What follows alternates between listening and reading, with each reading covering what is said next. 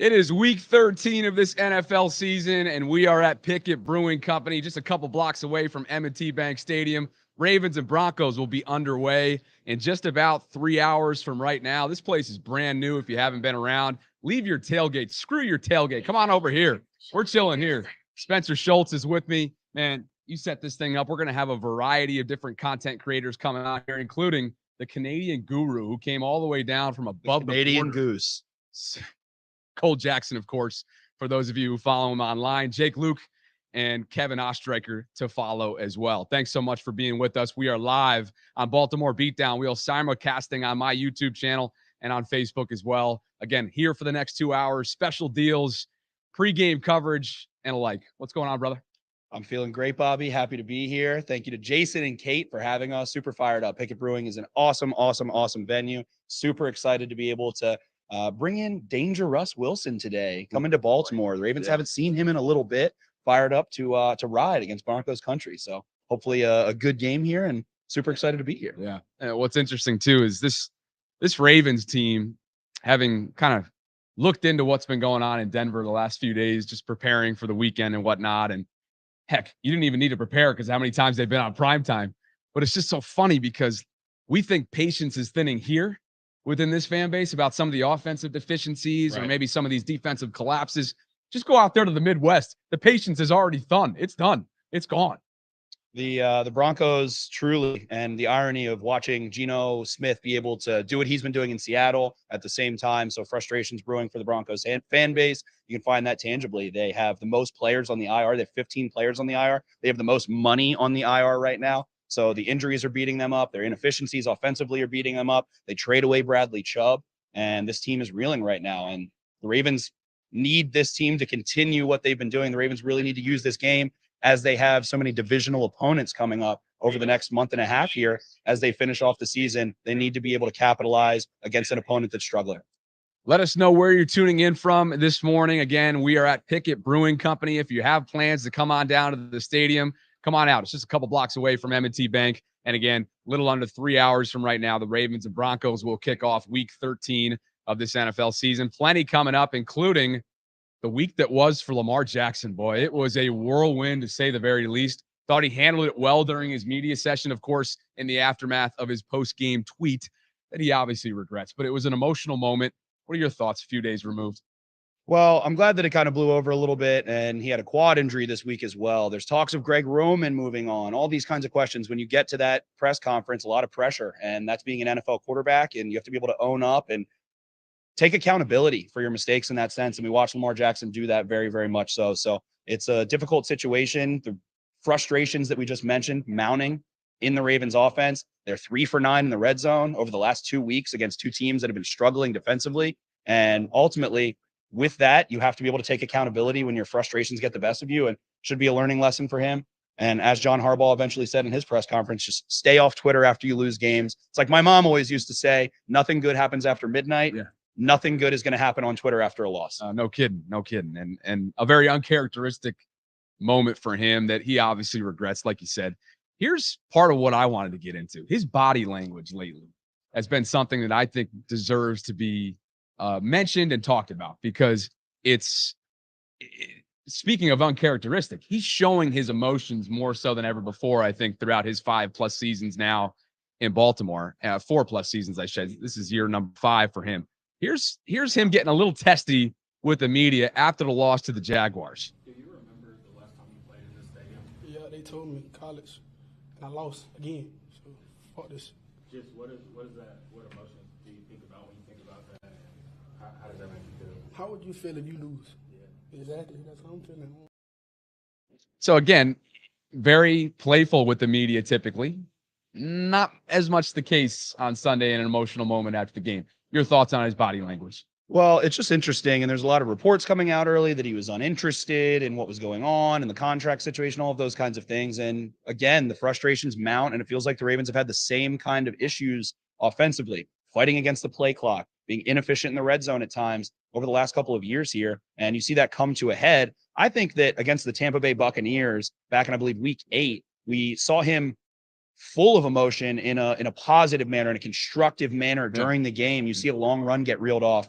and Pat Ricard, ends up holding down the sideline when the Ravens are kind of on a drive to put the game away, and you see the emotion, the frustration. So there is good with the bad, but definitely was a super frustrating loss. And the Ravens at this point are the only team in NFL history who has had a double-digit lead in all 11 games to start the season and not start undefeated. Unbelievable. They're 7-4. They are beating themselves. So when they make these mistakes, they are effectively beating themselves. We haven't seen the Ravens lose in a dramatic manner in the sense of getting blown out or 2-score games. They beat themselves. They are 7-4 instead of 8-3, 9-2, up there at the elite of the elite with the AFC and in the NFL record-wise, because ultimately they haven't been able to get out of their own way offensively. And then obviously on the defensive side of the football, the collapses they've had have been epic. I think it's well said, right? I mean, this whole thought that they could be 11-0, they could be this, they could be that. Sure, they could be, but they aren't. And they're the reasons to blame for that. At the same time, I think Dan Orlovsky said something earlier this week that I thought was compelling enough to talk about it today. And that's the fact that they are 7-4. They are atop the division. They are of course, they own the tiebreaker currently at this moment over Cincinnati. I think the bottom line, though, is with all that said, they've been doing that, playing C+ football, B- football. Where is A-level football? What does A-level football look like for this team? That remains to be seen, but that's reality. It's not fairy tales, gumdrops, and rainbows in Baltimore right now. And the same way that we haven't seen them really lose convincingly, have a 4-quarter defeat where they ultimately aren't able to get it going, we haven't seen them win that way either. Really, the most statement wins they've had, I guess, are against New England in week 4 in New England, and then against the Carolina Panthers, where, again, the red zone struggles were there. So with the amount of injuries, and I think that the people are tired of hearing the I word, injuries, injured reserve, all of those questionables, people are triggered by those ultimately, and sick of hearing that, but trying to integrate so many players back into the lineup over and over again. J.K. Dobbins comes back in. Ronnie Stanley comes back in. Right. J.K. Dobbins goes back out. Ultimately has prevented them from finding ebbs and flows of what this football team is and who they can hang their hat on, aside from Lamar Jackson. So at this point, the Ravens need to find ways to take the pressure off of Lamar offensively. And it was just ironic the way that they trade for Roquan Smith. They settle in, it really felt like, and are able to go close out games for like a month. They had the NFL's longest win streak at one point going into last week. And at the end of the day, they have that same collapse late in the fourth quarter, easy catches, all of those kinds of things. So it's just a fickle football team. It feels like every game you see two sides to the coin ultimately. Right. And what are you going to do?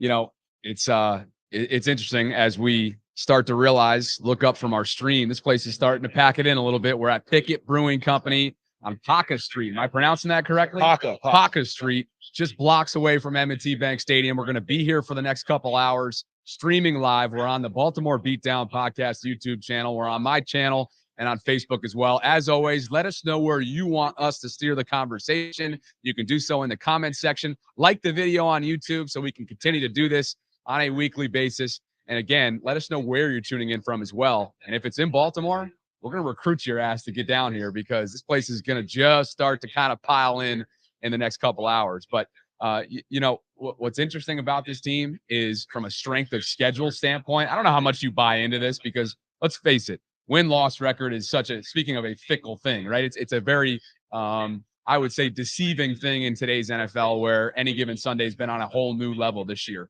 Strength of schedule, they have one of the weakest, the Ravens do, the rest of the way. You buy into that at all?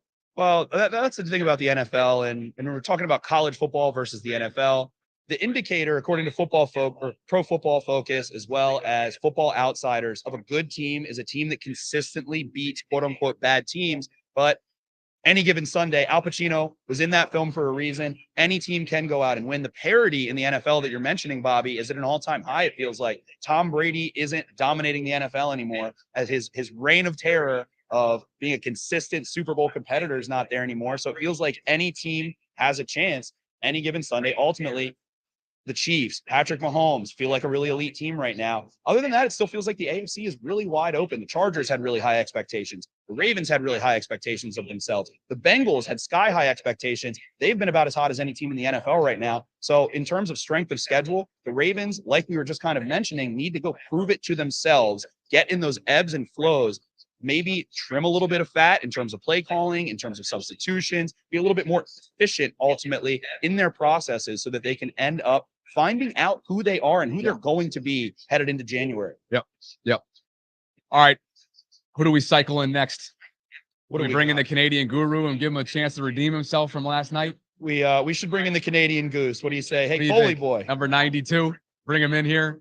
So again, we have multiple content creators in the building that are going to be dropping in for this stream. We got Kevin Ostreicher, Jake Luke, Cole Jackson, Spenny, and myself. So it's going to be a combination of all of us over the next couple hours, and it should be a lot of fun. We're trying to get their attention, but we got some I believe that's the famous Bree Brown from Twitter, I believe. She's popping in here. So everybody's on hand. We got plenty of people tuning in via the live stream as well. But again, if you're coming on down to the stadium, we are at Pickett Brewing Company, just blocks away from the stadium. Place is starting to pack it in. It's going to be busy in the next hour or so. So we're having a great time. All right, we'll get to them in just a bit because they look a little preoccupied. Although Jake's already working his way through that beer over there. And if it's anything that has to do with last night, you know why. But what do you got going on? A little bit of hair of the dog, but we again want to say thank you to Kate and Jason, Pickett Brewing Company. Awesome spot. 3 blocks away from M&T Bank Stadium. We can see it peeking its beautiful head up. And they have a really fun promotion going on for the Ravens-Steelers matchup in honor of Pickett Brewing. Kenny Pickett coming to town on December 11th. And they're going to be doing an away game, tap room traffic, Pickett giveaway. They're going to have prizes for every sack, interception, pick six, and ultimately are going to be able to have a really, really fun occasion. Come watch the Ravens handle Kenny Pickett and the Pittsburgh Steelers on the road at Pickett Brewing Company, December 11th. Beautiful. All right, let's get one of these boys in here. Hey, Cole. We can't get this guy's attention. He's the most popular guy in the world. Okay, these guys are having a great time, so we'll get them in just a bit. Hey, you want to hop in? Pop in here. We got the Canadian Goose coming in hot. All right, here we go. Spenny, we'll talk to you in a couple minutes. Sounds good. Like we said, there is a variety of content creators in the building, and making his way in and his debut in Baltimore is Cole Jackson, of course. Those of you probably follow him on Twitter for his offensive line stuff, his hot takes, and of course his YouTube channel as well. 2 guys watching football. Brother, first of all, welcome, man. How you doing? I'm good, man. I'm good. I had a rough night. I think everybody that followed me on Twitter saw that I had a rough night. I'm coming off a good 12 hours of sleep, though. Yeah. So I'm ready to go. And somebody edged you up like 89, boy. I mean, that thing is slick. That thing is Well, yeah. Anybody looking for the Mark Andrews autograph, just come find me. For those of you who follow along, there is like a cousin of Mark Andrews apparently within this Ravens flock content creator fan base. And yeah, I'm standing right next to him. So, that was the best when I interviewed Nick Boyle this summer. So like obviously they're boys. I was like, at the end, I was like, do I look like Mark Andrews? And he kind of like sat there and he's like, yeah, a little bit. A little bit. He was like, yeah, a little bit. It's the hair. It's all the hair. Let's begin with this. Your calling card is offensive line play. You study it, you breathe it, you sleep it, you eat it, all that. Through 12 weeks of football, what do you think of this line? I think the line so we have kind of 2 lines to look at. We got the Ronnie Stanley line when he's active and playing and healthy, and then we have the non-Ronnie Stanley line. And I think when Ronnie's been in, the line has been 3 steps forward from last year. Like It has been significantly better. The pass protection's been better. The run blocking got better when Ronnie came back. I think when Ronnie's been out, it's obviously just been different. And that's because you don't have your all-pro left tackle. So that's been a bit of a struggle. And I think what I've been more disappointed with, they've pass protected really well. Things have been a lot better. A lot of the issues with pressure has been related to Lamar not having guys getting open and holding the ball too long. That has been the issue. You can't expect your line to pass protect for 4, 5, 6 seconds. So you do get late burn pressures. And I think Morgan Moses has been inconsistent. I think Tyler Linderbaum has had some struggles against some of the big heavies as he's adapted. Sure. But overall, they've been significantly better than last year. And I think what's been the most interesting is they stacked options. If Ronnie Stanley was hurt, that they would have guys that could step in. You had, Falele play. You had McCary play. You still have Morgan Moses who can swing over. So they had a number of options to bridge themselves to getting Ronnie back. And then obviously we've lost him again. So hopefully, I don't know if have we heard inactives yet, or is he going to be? That should be out in the next 45 minutes or Okay. so. So We'll see today. We'll take a look. I know he practiced a little bit this week, so yeah, let's hope we get him back. Well, what's interesting too is that they called up Ardarius Washington on the other side of the football to serve as a DB, and he certainly served as that last year with all their injuries. And I thought he played pretty solid football before injuring his foot, I believe, at the end of last year. But the fact that he was called up led me to believe when I first saw it that maybe Kyle Hamilton wouldn't go today, but I just saw a tweet from Rappaport that he is going. Yeah, and same with Marlon. So it sounds like we're going to get, and I mean, you saw the difference last week. It's Kyle Hamilton's played a really interesting role. And I think people have been, I think if you didn't really watch what Kyle Hamilton did at Notre Dame, you wouldn't know what to expect. But what he did at Notre Dame is kind of what he's doing here. And that's playing a lot of in the slot. They played him a lot in zone slot specifically. And he's not like a true free safety, but I think when the Ravens drafted him, you see his position listed free safety. And so they just expected when Marcus Williams went out that we would have Kyle Hamilton just step in, and that's not really what his role has been. And I don't think it's what they envisioned his role to be when they drafted him. So, but he's played extremely well, and his loss, not having him last week, made a huge difference on the defense. Some other moves made by the Ravens official team account earlier today. They've placed Tylan Wallace on injured reserve. Yet another disappointing season taking place for one of the Ravens wide receivers. They've signed Benjamin Victor to the 53-man roster. And of course, to no one's surprise, they've elevated Deshaun Jackson along with the aforementioned Ardarius Washington. Okay, from a deep ball game, from a vertical passing game standpoint, how much do you think that Deshaun can give them down the stretch? Because he's shown Exhibit A, that 62-yard bomb, he's still got the speed. Matter of fact, I don't think anybody in the league has registered that kind of speed right there. I can't remember how many miles an hour it was according to Next Gen. Third best in the NFL this year. Was it third best? Okay, yeah. So there you go. But how realistic is it to think that this guy can bring them to the promised land over the next month or so? Because I'm not buying it. Well, I mean, we saw in his first game that he played, he got hurt. Like 2 plays in, he pulls his hammy. And so I think that's part of the problem, right? Is he's going to be able to stretch the field. He's going to be able to keep defenses honest, but how consistent is he going to be able to play? Is he going to be able to play, a 60% snap game for 6 straight weeks without getting hurt? Like, I don't buy it. He's already gotten hurt once this year. Sure. So I think that's the issue is the skill set that he brings. It's a skill set that a lot of us talked about in the offseason. They needed that vertical threat, that guy that was going to take the top off defenses, basically replacing what Hollywood Brown brought you, right? Because he had a speed that defenses had to respect. And Deshaun Jackson does bring that. It just comes down to how consistently can he play in the game, and can he stay on the field across multiple games? So I think you saw it last year, and you can see it even when he's on and he's running a 9 route, like the safeties respect him. And that's really important in the Lamar Jackson offense, right? Because the more empty you can have that box, the more you can bring those safeties back, make them play too high. The box is now emptier. You can now run the ball. Sure. And so I think that there's a huge value add, but it's just relying on the 35-year-old seasoned vet to consistently play is going to be tough. Exactly. We are live from Pickett Brewing Company here, just blocks away from M&T Bank Stadium ahead of Ravens-Broncos. It's a 1:00 kickoff, about 2.5 hours from right now. This place is starting to pack it in. Beer specials. Man, we're doing pregame coverage. There's actually, what is this outside here? We got a food truck outside. Looks like a nacho truck. Yeah, nachos, burritos. What else you got there, Cole? Cheesy things. Other cheesy things. That'd be ugly for me. But come get you. After last night, I'm off the cheese today. This is your first time in Baltimore, correct? This was the first time. So I tweeted it last night. Like I couldn't get like the red brick, the old factory buildings that they've turned into stores and restaurants. And we went down to we're at Admiral's Cup, so right down on the harbor. Oh yeah. Like just beautiful location. Like it is cool. And deceiving, right? Because you're seeing the cobblestone streets, you're seeing sort of the old buildings, and you're thinking to yourself, am I in Baltimore right now? Well, see, so it reminds me of Boston. The cobblestone reminds me of Boston and what it's like downtown there. And it's like, it must be an original city, right? Like when the founding of America. Feels like it. And so it's I love it. I love the architecture. I think it's cool. I think it's got a really bad rep for other reasons, but that doesn't change that it's still pretty unique. Sure, cool. sure. All right, let's cycle in our next guy.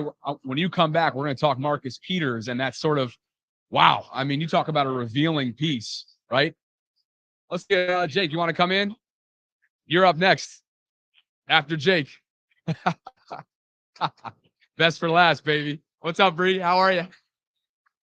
We're cycling in our next content creator. Again, we got a bunch of folks that are joining us over the next couple hours. I'm seeing a Redskins jersey out in front of me right now, which Commanders is interesting. I'm sorry, Commanders. Yes, sorry. Thank you. Yeah. Thank you for. We're also probably going to want to check the angle here. You got me in the height department a little bit. A little bit. We Yeah. may have to put you on a Getting some stool. comments today about how you're taller than I expected. Like, that's very cool. No Yeah. kidding. All right, Jake Luke from the Baltimore Beatdown podcast joins me next. Here's what we're going to talk about, brother. The Marcus Peters article on the Ringer. It was Great. wow. You talk about a revealing piece. Yeah. Let's pull up what I felt was Logan Murdoch, I believe. Logan Murdoch wrote it from the Ringer. Yep. Well, he's done a great job. And here's the piece that stood out to me the most. There was a number of different angles that you can take from this. Again, this is according to you can go check this out. Marcus's piece one-on-one at the Ringer, theringer.com. And Logan Murdoch and him go way back to their Oakland days, from what I understand. Yep. So obviously, Juice Man appreciates, I guess, trust and relationships, because he's never given this type of interview to somebody in the media here in Baltimore. So at least not to this extent. Yep. We're talking self-doubt. We're talking opening up about his relationship with Harbaugh. We're talking about, dark days after his torn ACL. So there's a lot here. But this piece right here, I'm going to read it verbatim. I'm stuck in this situation of I'm second guessing myself. I circle the right answer every time, and then I go back and erase it and double check it to see if I got the right answer. For me, I just know I got more. So it's just kind of, I don't know. Self-doubt is realer than a bitch. Yes. Your first reaction when you see this, because in recent weeks, he's been playing like he has some self-doubt internally. Yeah, and I tweeted that piece out right away. And when I tweeted the piece out, I tweeted that exact quote out. Self-doubt is realer than a bitch. And like, it is real. And it's great to hear him be real in that sense. Like, you made the great point of, like, he doesn't really open up to anyone in the Baltimore media in that way. So to really, like, see him talk in a human sense in that way is great. And it has kind of shown up on the field a little bit, hasn't it? The Saints mistake, or some of the mistakes that he's made. Yeah. It's been a tough season for him ultimately, but to see him open up and talk about how much he loves it here and really confirm what I think a lot of people have been saying, as far as he came to Baltimore, he found a home. I think a lot of people were kind of saying that for him, but to hear him say that, I think is big. So for me, all the mistakes that he's made, they're there certainly, but look at the situation. I mean, he tore his Achilles or his ACL, I believe. And you find out ultimately that that's kind of be a little bit of a difficult recovery. I mean, it was for me when I tore mine. And now he's found his home, and I think ultimately I'm for re-signing him. What do you think about that? Well, that becomes the question, right? Because this is the final year of his 3-year deal that he signed in 2019, of course, when EDC went and made that in-season trade. And so now the question becomes, has he shown enough? And granted, hey, he still got more games to show, right? There's 6 more regular season games with hopefully some postseason on the way as well. And I think, what I saw a tweet recently, and it essentially said, look, Marcus has a couple games like what we've seen the last couple of weeks every year. He's made his bread. He's made an NFL career out of essentially cheating routes, right? Yeah. Being the gambler, being willing to be the gambler and winning a lot of those bets. So I think we need to recognize that sometimes that's the nature of the beast with this guy.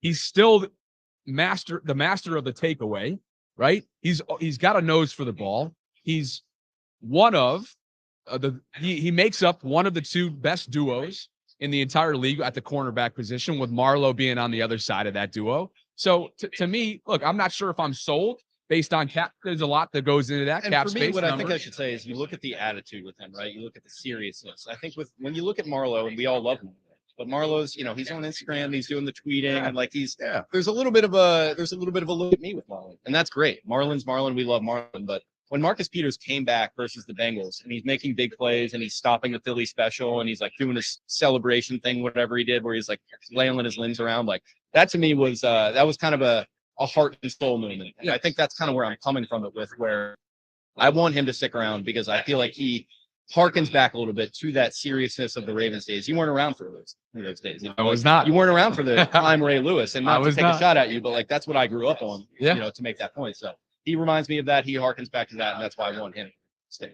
Local Maryland boy. Not only is he rocking the Hamilton jersey, but I think I didn't get the sunglasses. memo that nobody was wearing jerseys. Listen, Cole's got one on, but I want to more so focus the attention on what's indicative of what went down last night, and that's your shades. Right. I mean, what's going on here? You know, That's a Marlin move. It is a Marlin. At the podium, you're at the podium, And I'm a big Marlin guy, right? And so it makes a lot of sense. We took it deep. Listen, we were out. We were shaking some ass. We were having some fun at the waterfronts, I believe it was. And yeah, listen, it was a great time. That's all I have to say. You can say whatever you want. Okay. Second floor of waterfront hotel. It is newly renovated, and we did have some fun in there last night. Okay, Marlin's numbers, though. Speaking of Marlin, he has been playing at an all-pro level. Look at him, what he's done in single coverage. It's been an absolute island. 100 coverage snaps, 18 targets, 8 receptions allowed, a 44.4 completion percentage allowed, has not allowed a touchdown yet. And you talk about a guy that is just really bouncing back after last year's. I don't want to say he didn't have a bad year. First of all, the year ended poorly for him because of the torn pec. But prior to that, there was a bunch of injuries. He was asked to do a ton. And so he's bouncing back like you knew he would. Does anything seem more painful to you than a torn pec? Oof. The play was so deceiving, too, if you remember. It was right on the goal line there on one of the last games of the year. I think it was like, I don't know, week 6. I can't remember when it was specifically, but it was late, yeah. But it was late. Yeah. But it didn't look painful, but you better believe it was. Yeah, he stayed out there, I think. But yeah, to your point, man, he's been kind of that eliminator to an extent. I think people have talked about Kyle Hamilton as the tight end eliminator, playing that sort of slot cornerback role. But yeah, Marlin has kind of been the similar to that, I think. And it's interesting the usage with him, where they are moving him inside a little bit. My people that are more well versed than me than stuff talk about how he probably should remain on the perimeter. I'm totally with it. I like that a lot.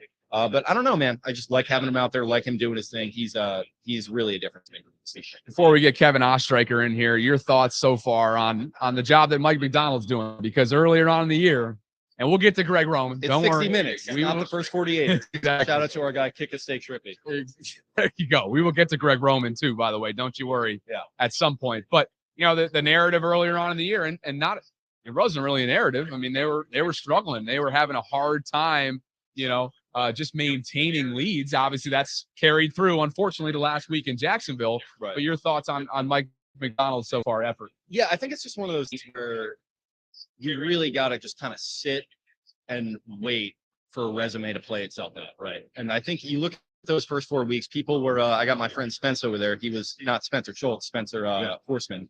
He was already on that fire McDonald train after that Miami game. So fans can get a little emotional, and I totally get it. I'm the same way sometimes. Yeah. It's just one of those things, man, where you gotta let things play out a little bit. And I think I'm really glad to see what they did, because you're talking about a guy with, I think, all the talent and all the communication skills, all the really trappings of a head coach ultimately. And I'm kind of curious, like, is he thinking like John Harbaugh's getting a little bit older? Maybe I stick around here and I build a legacy here as a head coach one day. I don't know. That certainly could be in the cards, I think. And yeah, he's had some rough games. Last week actually really was one when you look at it, with the way that they collapsed yet again. But ultimately, I don't know. I'm a big fan of the guy, and I hope he sticks around for a very long time. All right, brother. Let's bring in Ostreicher. We'll get you back in just a bit. All right, Kev, let's do it. Coming up next, Kevin Ostreicher joins the show from Locked On Ravens. Of course, come on over, brother. We're live. We are live from Pickett Brewing Company on Paca Street, just outside M&T Bank Stadium, a couple blocks away. We're live for the next hour plus. We got people here watching the game in a little bit. What's going on, brother? Good to see you. Doing, man? Thanks for joining Good the to show, have man. you. Good to see you. How are things? Good. I'm excited for this game today. Absolutely. You look at good bounce back opportunities. This is like the perfect one. Right. It's Denver. They're a reeling team, but it's any given Sunday. So they got to get the job done. Absolutely. I would have to think that some folks that are tuning into this right now probably follow you on Twitter and your TBTs and your look backs and your highlights and all that good stuff. So if you're not familiar with Kevin, you maybe know him through Locked On Ravens as well and the YouTube channel. We have not yet talked about Greg Roman yet on the stream. I've been waiting for you to join so that we can do so. There is conversation surrounding Giro right now about his future in Baltimore because of the interest right now that is reportedly mutual between Stanford and Giro himself about the head coaching vacancy out there on the West Coast. Your initial reaction when you saw this? Yeah, I mean, the news dropped on Wednesday and everybody freaked out. Yeah. Because I know when you're talking about Greg Roman, he's one of the most controversial figures within the Ravens fan base right now, he's someone who orchestrated that historic offense in 2019. But have the Ravens outgrown Greg Roman? Is Greg Roman the right person to lead this team to the next step? To have kind of the firing, if there were to be a firing happen, now you have an opportunity for Greg Roman to go back to where he's coached before, to take on a head coaching position. It feels like He was on Jim Harbaugh's staff in exactly. So 2009, I believe. it couldn't be like, you could almost call it like the perfect out in a way, because Yeah. the Ravens don't have to necessarily fire him. Well, like we saw last season with Wink. Exactly. We didn't know at the time he was leaving Right. for a defensive Right. coordinator position, but it kind of looked like that after it was said. And that's certainly Exactly. a PR standpoint what the team went with. And they labeled that as a parting of ways. It wasn't like, Yeah, right. he moved on or he moved on. It was, the parting of ways. And now Don Martindale's doing this thing in New York, and Mike McDonald, I think, has been great for the Ravens. So sometimes it takes a spark. And that's why I feel like if things go wrong against Denver, which personally I don't think they will, but if they do, where is that spark? The Ravens in 2012, we all know the story. They fired Cam Cameron. They hired Jim Caldwell. They put him in there. And you got everybody remembering that this What's week. next? You know It's the that? Super Bowl run. So You got everybody if remembering they need that. a spark somewhere, sometimes it's just who is the scapegoat. And for me, I think that number one guy, it might not be a player benching. I think it could be Greg Roman. Here's where I'm at with this. I feel like it is truly one of the most exhausting pieces of this fan base. And I know it happens in every market, right? Coordinators are easy targets, and they're destroyed for good and for bad. That's just the name of the game in the NFL. And I understand that. But so often we point the finger at the coordinator versus the player. And what I mean by that is there has been a lack of execution for this team offensively speaking. That's just fact. Does some of that fall on Greg Roman and the operation that is an offense in the NFL? Yes. And clock management has been very underwhelming, and that has to improve, because if it doesn't, they're in trouble. They're not going to be able to close out games. They're not going to be able to grind out games from a time of possession standpoint if they're doing that. But to me, I've seen too many. It's this dysfunction at the line of scrimmage that falls in a way. It has to fall on the players. And so where I'm at with this is, do I think that firing Giro or moving on from Giro could provide a spark for this offense? Absolutely. And I would like to see Lamar in a system with a different offensive coordinator at some point during his time in Baltimore. But to think that firing him or moving on from him is going to fix things overnight, to me is inaccurate. Well, there is more to their struggles than Greg Roman. If the Ravens end up moving on from him during the season, they have to figure stuff out even without Greg Roman in the fold. And so the Ravens right now, you mentioned the getting to the line stuff, that's huge. Also, red zone offense has been a huge issue for them this year. 2 of 5 in the red zone against Jacksonville. They're 12 points on the board in a 1-point loss. Yeah. You can't do that if you want to win, especially because, Jacksonville's a better team than their record is, but they're not the Kansas Cities of the AFC. They're not the Buffaloes of the AFC. You have to prepare for the playoffs with this Ravens team. They're in a tight race right now with Cincinnati. You have to take advantage of every opportunity you have. And for a Ravens offense, that we've seen the frustration. It's always, I'm big on accountability. And the Ravens have talked about, we're going to look at everything. We're going to get into everything, but we've heard that before. And then the next week it happens again. So this is going to be big to me because the Ravens were asked a lot about it this week.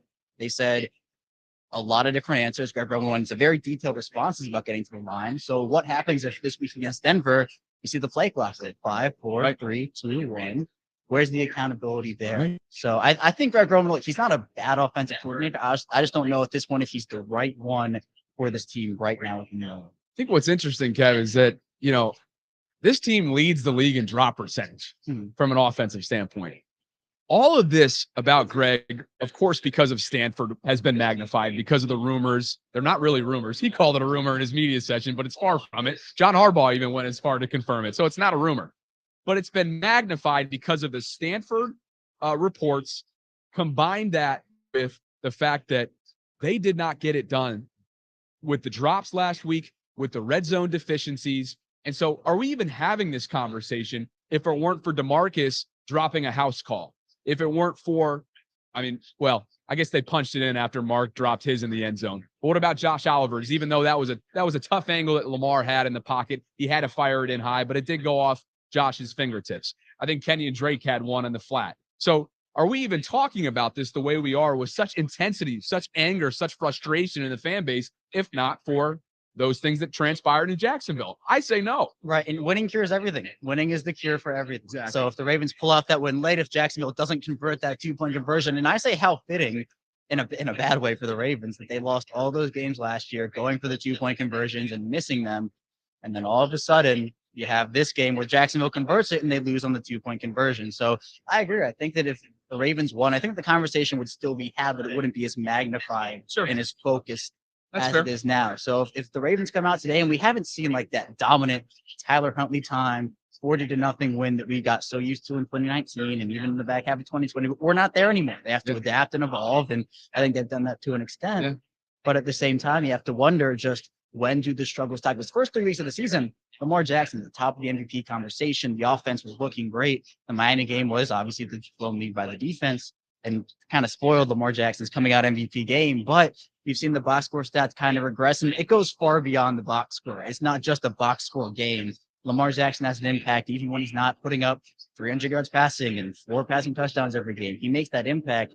But for the Ravens, red zone offense is huge. Getting to the line is huge. If you fix those 2 things, I think a lot of the problems go away. Not everything, but I think you're able to solve a lot just with those 2 things being solved. Someone they certainly missed last week, which is interesting that we're saying that they missed him because it wasn't all that long ago that the narrative surrounding their 14th overall pick in the draft was a liability in the defensive secondary. And that's Kyle Hamilton, who's been anything but in recent weeks, really spanning over a month now as he continues to kind of expand his role within this defense. And as Ian Rappaport tweeted out earlier today, he is expected to play after being listed as questionable with that knee injury from a couple weeks ago, I believe in Carolina is when he tweaked it. And then, of course, Marlon Humphrey, who we've already spoken about on today's stream, is out there. A much needed boost for a secondary that, again, wasn't good enough last week, especially when it counted in crunch time. They missed Kyle Hamilton. They missed him, and they missed Marcus Williams. They've been missing Marcus Williams for a long time. But Hamilton, he's played that big nickel role for them. He has really come into his own, and great in run support, great in coverage. And when he left, when he didn't play in Week 12 against Jacksonville, they used Marlon Humphrey there a little bit. They put Pepe Williams. But the corner depth in the secondary right now, you're using Kyle Hamilton there right now because you have Marlon Humphrey, who, again, is expected to play. He's playing great. But Marcus Peters, I know, has been a big talking point this year about he's been in the area of a lot of completions. What's his status for after the season? Right. But if Humphrey goes down, your cornerback depth is looking a little bit thin. Do you move Marlon Humphrey inside full time? I think Hamilton gives them a lot of positional versatility, and that's what he brought when he was drafted. I know there were a lot of the liability bust accusations during the preseason. I remember, I think it was Bailey Gaither during the open practice who cooked him on the line in that one-on-one drill, which favors the wide receiver anyway, first of all. But he has come into his own recently. I'm excited for his future in Baltimore. So him coming back against Denver, I know Denver's going through a ton of wide receiver injuries right now with Jerry Jeudy and KJ Hamler and Cortland Sutton dealing with an illness that popped up on Friday. So this wide receiver part, looking at like Kendall Hinton and some of these guys. Yeah. I think this is a big opportunity for the Ravens in their secondary. But I did see this morning, I'm not sure if it popped up on your feed, that it looks like Sutton and Jeudy will both go. Yeah, so while we thought that Hinton, the guy famous for having to be the reserve quarterback during the pandemic season, because, hey, Spenny, come on in. While we thought that could be the case, right now it looks like Jeudy and Sutton will be able to go. All right, Spenny's going to join. You guys are going to take over from here. I'm going to take a few-minute break here. We are live from Pickett Brewing Company on Paca Street, right outside the stadium, just a couple blocks away. We're having a great time. I'm Bobby Trossett. Kevin Ostreicher's with me. Spencer Schultz and Jake Luke alongside as well, including Cole Jackson, who made the trip down from Canada for his first time to Baltimore. So we got a lot more to come here in the next hour or so. I'm going to hand it over to Spencer, and it's going to some of your questions are going to get handled here. Let's actually start with Gordy. I'm going to hand it over to you, Spenny. Gordy wants to know, can you discuss the fact that the Ravens are ranked 26th in passing yards and how much of an impact the current wide receiver core has on that ranking? I'm going to leave it to you boys. We'll see you in a little bit.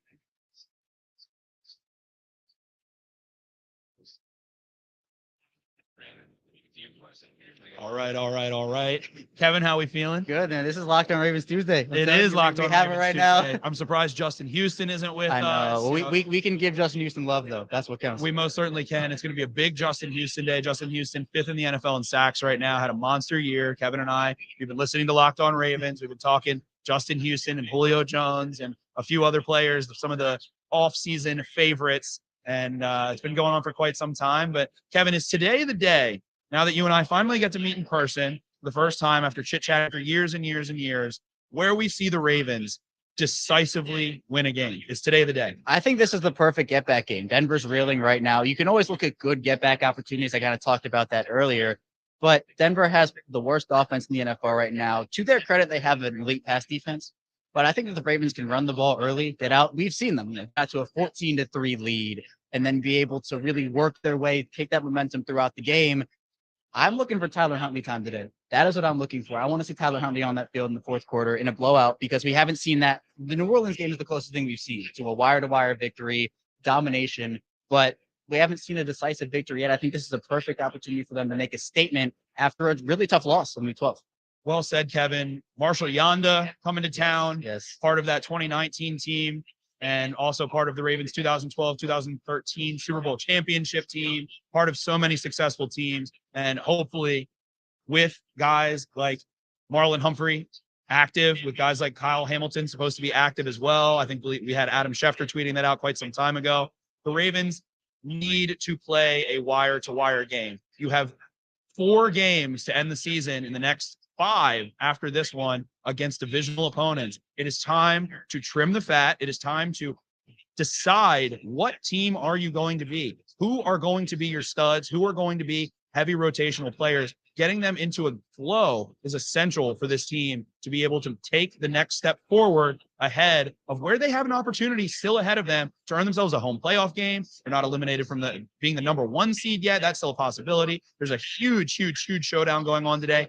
Kansas City and the Bengals having their rematch as well. And if the Ravens are able to win decisively, if the Kansas City Chiefs can get it done against the Bengals, the Ravens, despite everything that they have frustrated themselves, the amount of times that they've beaten themselves this season, can have a 1-game lead with a lot of divisional play left. They go take on the Browns next week in Cleveland. They're going to see Deshaun Watson for the first time as a Brown. And Kevin, they need to get it done in that capacity.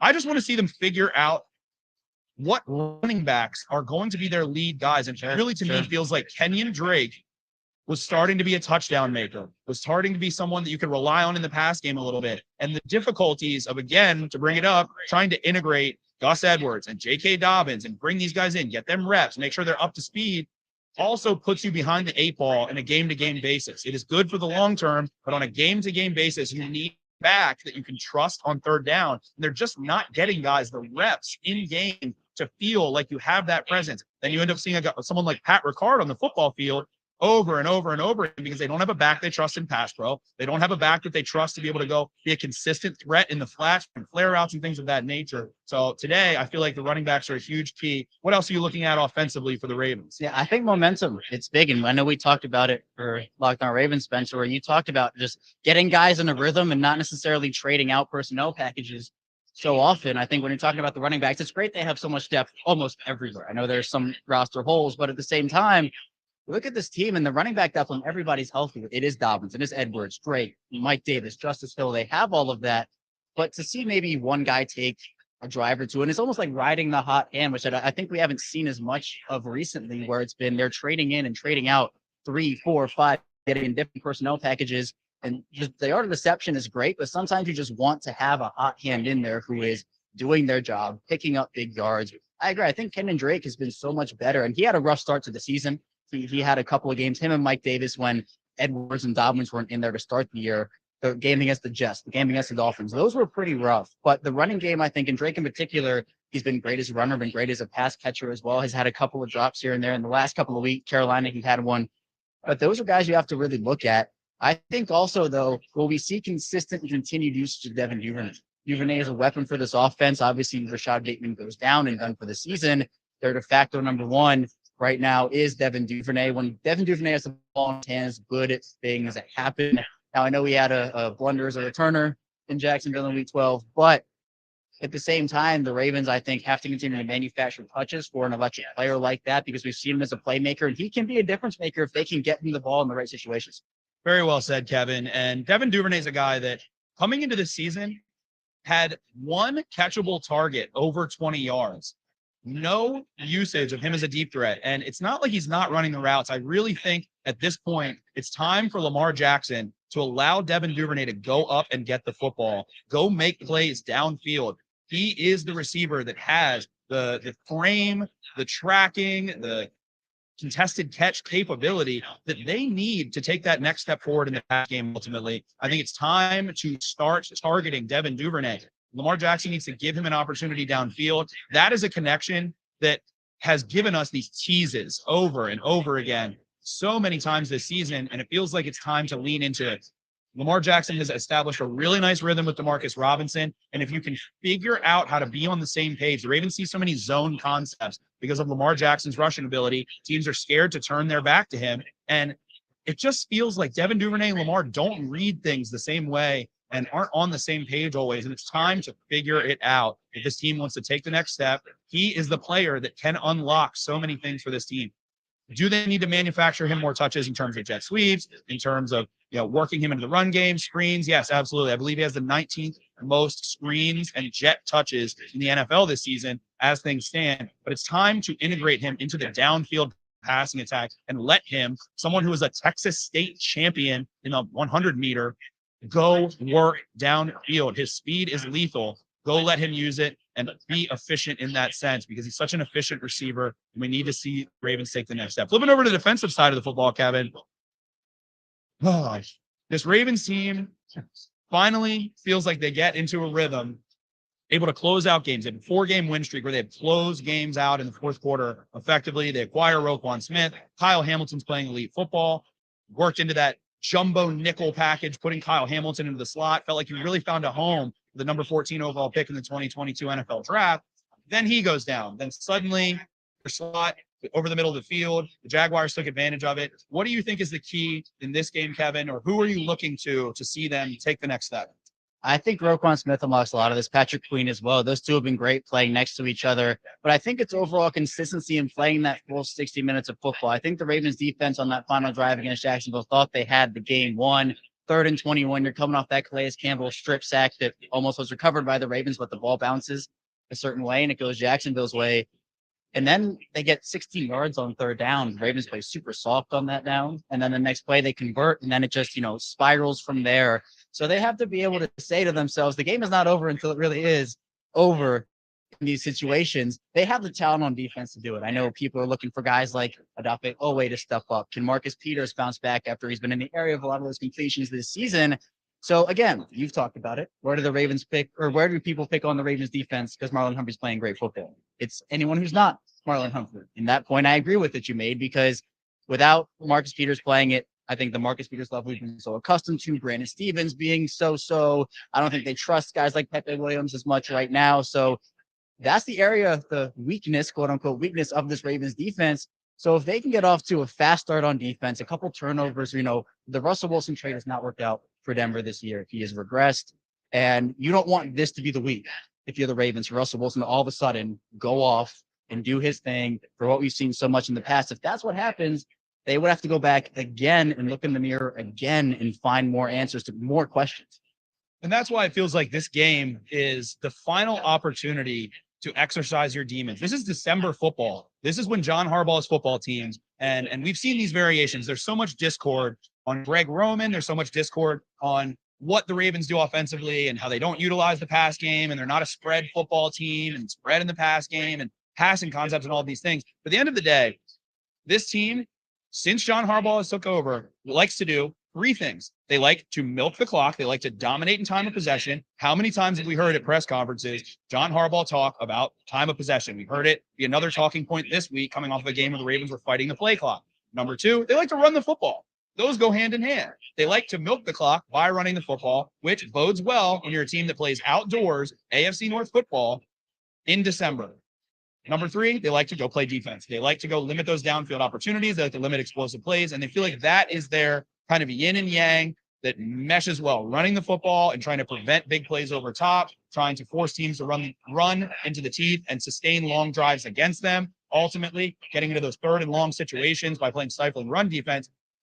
This Denver Broncos team has 3 wheels. They are ready to run off the rails. They are the most inefficient offense in the NFL. They are terrible in the red zone. They are terrible on 3rd down. They have a discombobulated approach. And this is the final opportunity for these Baltimore Ravens to, like I said, exercise those demons, figure it out. Are you going to be a team that relies on these zone concepts heading into December? How are you going to pass off coverage? How are you going to integrate Geno Stone and Kyle Hamilton and Chuck Clark, and you've got Marcus Williams coming back? Who is going to be your workhorse defensively in that sense? And who's going to need to take a little bit less snaps? So it's going to be interesting to find out, especially once Marcus Williams comes back. But today, the Ravens need to be able to take advantage of opportunities. They need to be able to generate turnovers. They need to get pressure on Russell Wilson and finally be the team that they designed themselves to be. Right. They can't move away from what they have built so far. And they're a good football team, but they have to be able to execute, because once you get to the playoffs, you got to play the Buffaloes, you got to play the Kansas Cities. These are, we talked about coming out of the bye week, the Ravens, easiest strength of schedule, Carolina, Jacksonville, and Denver, and then all these teams. The divisional games, though, they're huge. The Ravens have already won more divisional games this season than they won all of last year. They're 2-0 now. They're 1-5 last year with all the injuries. But I think on defense, one player I'm looking at is this the week Odafe Owe finally does his thing. 1 sack on the season so far. I know there's been a lot of holding on him that has not been called, and I do want to acknowledge that. But I think there was a lot more expected production out of Odafe Owe. Where are you on with him now? To me, it feels like Odafe Owe, like Mike McDonald said, is doing what's asked of him. But to me, he's a player that what do you think of when you think of the Ravens drafting Odafe Owe? 4.3 speed, 4.3 speed. And they've asked him to take the outside track rushing the passer. They want him to be that speed rusher, as Justin Houston can kind of counter inside a little bit more effectively. So you want to rush around the outside and then have someone else rushing the inside path in hopes that Odafe Owe can ultimately go chase a quarterback down. But like you mentioned, he gets held, all these kinds of things. He, to me, is a player that needs to play with the strength that he has, and they don't need to utilize him as this 4-3 guy all the time. When he's at his best, to me, he's utilizing a long arm bull rush. He is attacking the chest plate, and he's making offensive tackles respect his ability to win through them and win inside of them. So is that what's being asked of him? Not necessarily, but we do see those reps. So much of the success that we've seen the Ravens pass rush have this year, they've taken huge strides forward. Ultimately, they end up having, I think, 7 straight games with 3+ sacks. I think that's the longest streak in the NFL right now, is coordinating the pass rush together. It cannot be 4 guys individually rushing the passer. That leads to escape lanes. That leads to easy availability for someone like Russell Wilson, who, while he's not as mobile as he once was, he's starting to hit that decline. He's 33 years old. I feel like that's where we start to see quarterbacks start to lose a little bit of mobility. But ultimately, they have these lanes. When you have a coordinated pass rush that is playing those kinds of games, someone rushing outside, someone rushing inside, and then another stunt with maybe a delayed rush there. You need to keep those kinds of coordinated rushes in place if you want to generate sacks. One guy, the Ravens don't have, and as much as Justin Houston has been, they don't have a TJ Watt. They don't have someone like Matt Judon, who is just winning off the snap right now, ironically. They don't have a Micah Parsons, who is just destroying so quickly. It needs to be more of a coordinated effort. And it feels like Odafe Owe, to bring it back, hasn't necessarily been a factor in that sense. I think that's why the production is lacking. And hey, sometimes they just fall into your lap. But I think we've seen Calais Campbell, incredible production out of him. Justin Houston, incredible production. 2 of probably the best bang for your buck defenders or pass rushers in the NFL right now among veteran contracts. So been a really awesome effort from those guys. We're looking for them to continue that today against, a Broncos team that is just discombobulated in the past game ultimately. Yeah, I mean, I think a lot of the Odafe Owe stuff, the way Justin Houston's been playing, it has kind of taken away from that. So it's like, have Justin Houston producing the way he has. Odafe Owe isn't necessarily tasked with doing what he needs to be able to do. But at the same time, first round pick, has a ton of talent. And Owe, I think, coming out was regarded as more of a project anyway, had to get his legs under him a little bit. I'm excited for when David Ajabo, is back on that field for them and has a prominent role when he comes back. First couple games, I'm sure they'll be trying to work him in and do his thing, but they have a very talented edge room where I know early in the season we were talking about kind of the weakness it was because of the injuries. You had no Tyus Bowser, no Ajabo, et cetera, et cetera. But now you have these guys back. They bring in Jason Pierre-Paul, and they've gotten production out of these guys. And I think also you're seeing Marlon Humphrey come off of the edge a little bit. He has 2 sacks this year. The Ravens are being able to get some of that pressure. And for me, I think Mike McDonald, after having a bit of a rough start early on, has really settled in to this defensive coordinator role. I know the final drive of that Jacksonville game, there's a little criticism there. But I think they've done a great job with this defense, and as the defense are playing extremely well. And really, I think this has been a very smooth transition over from what we've seen from Don Martindale over to Mike McDonald.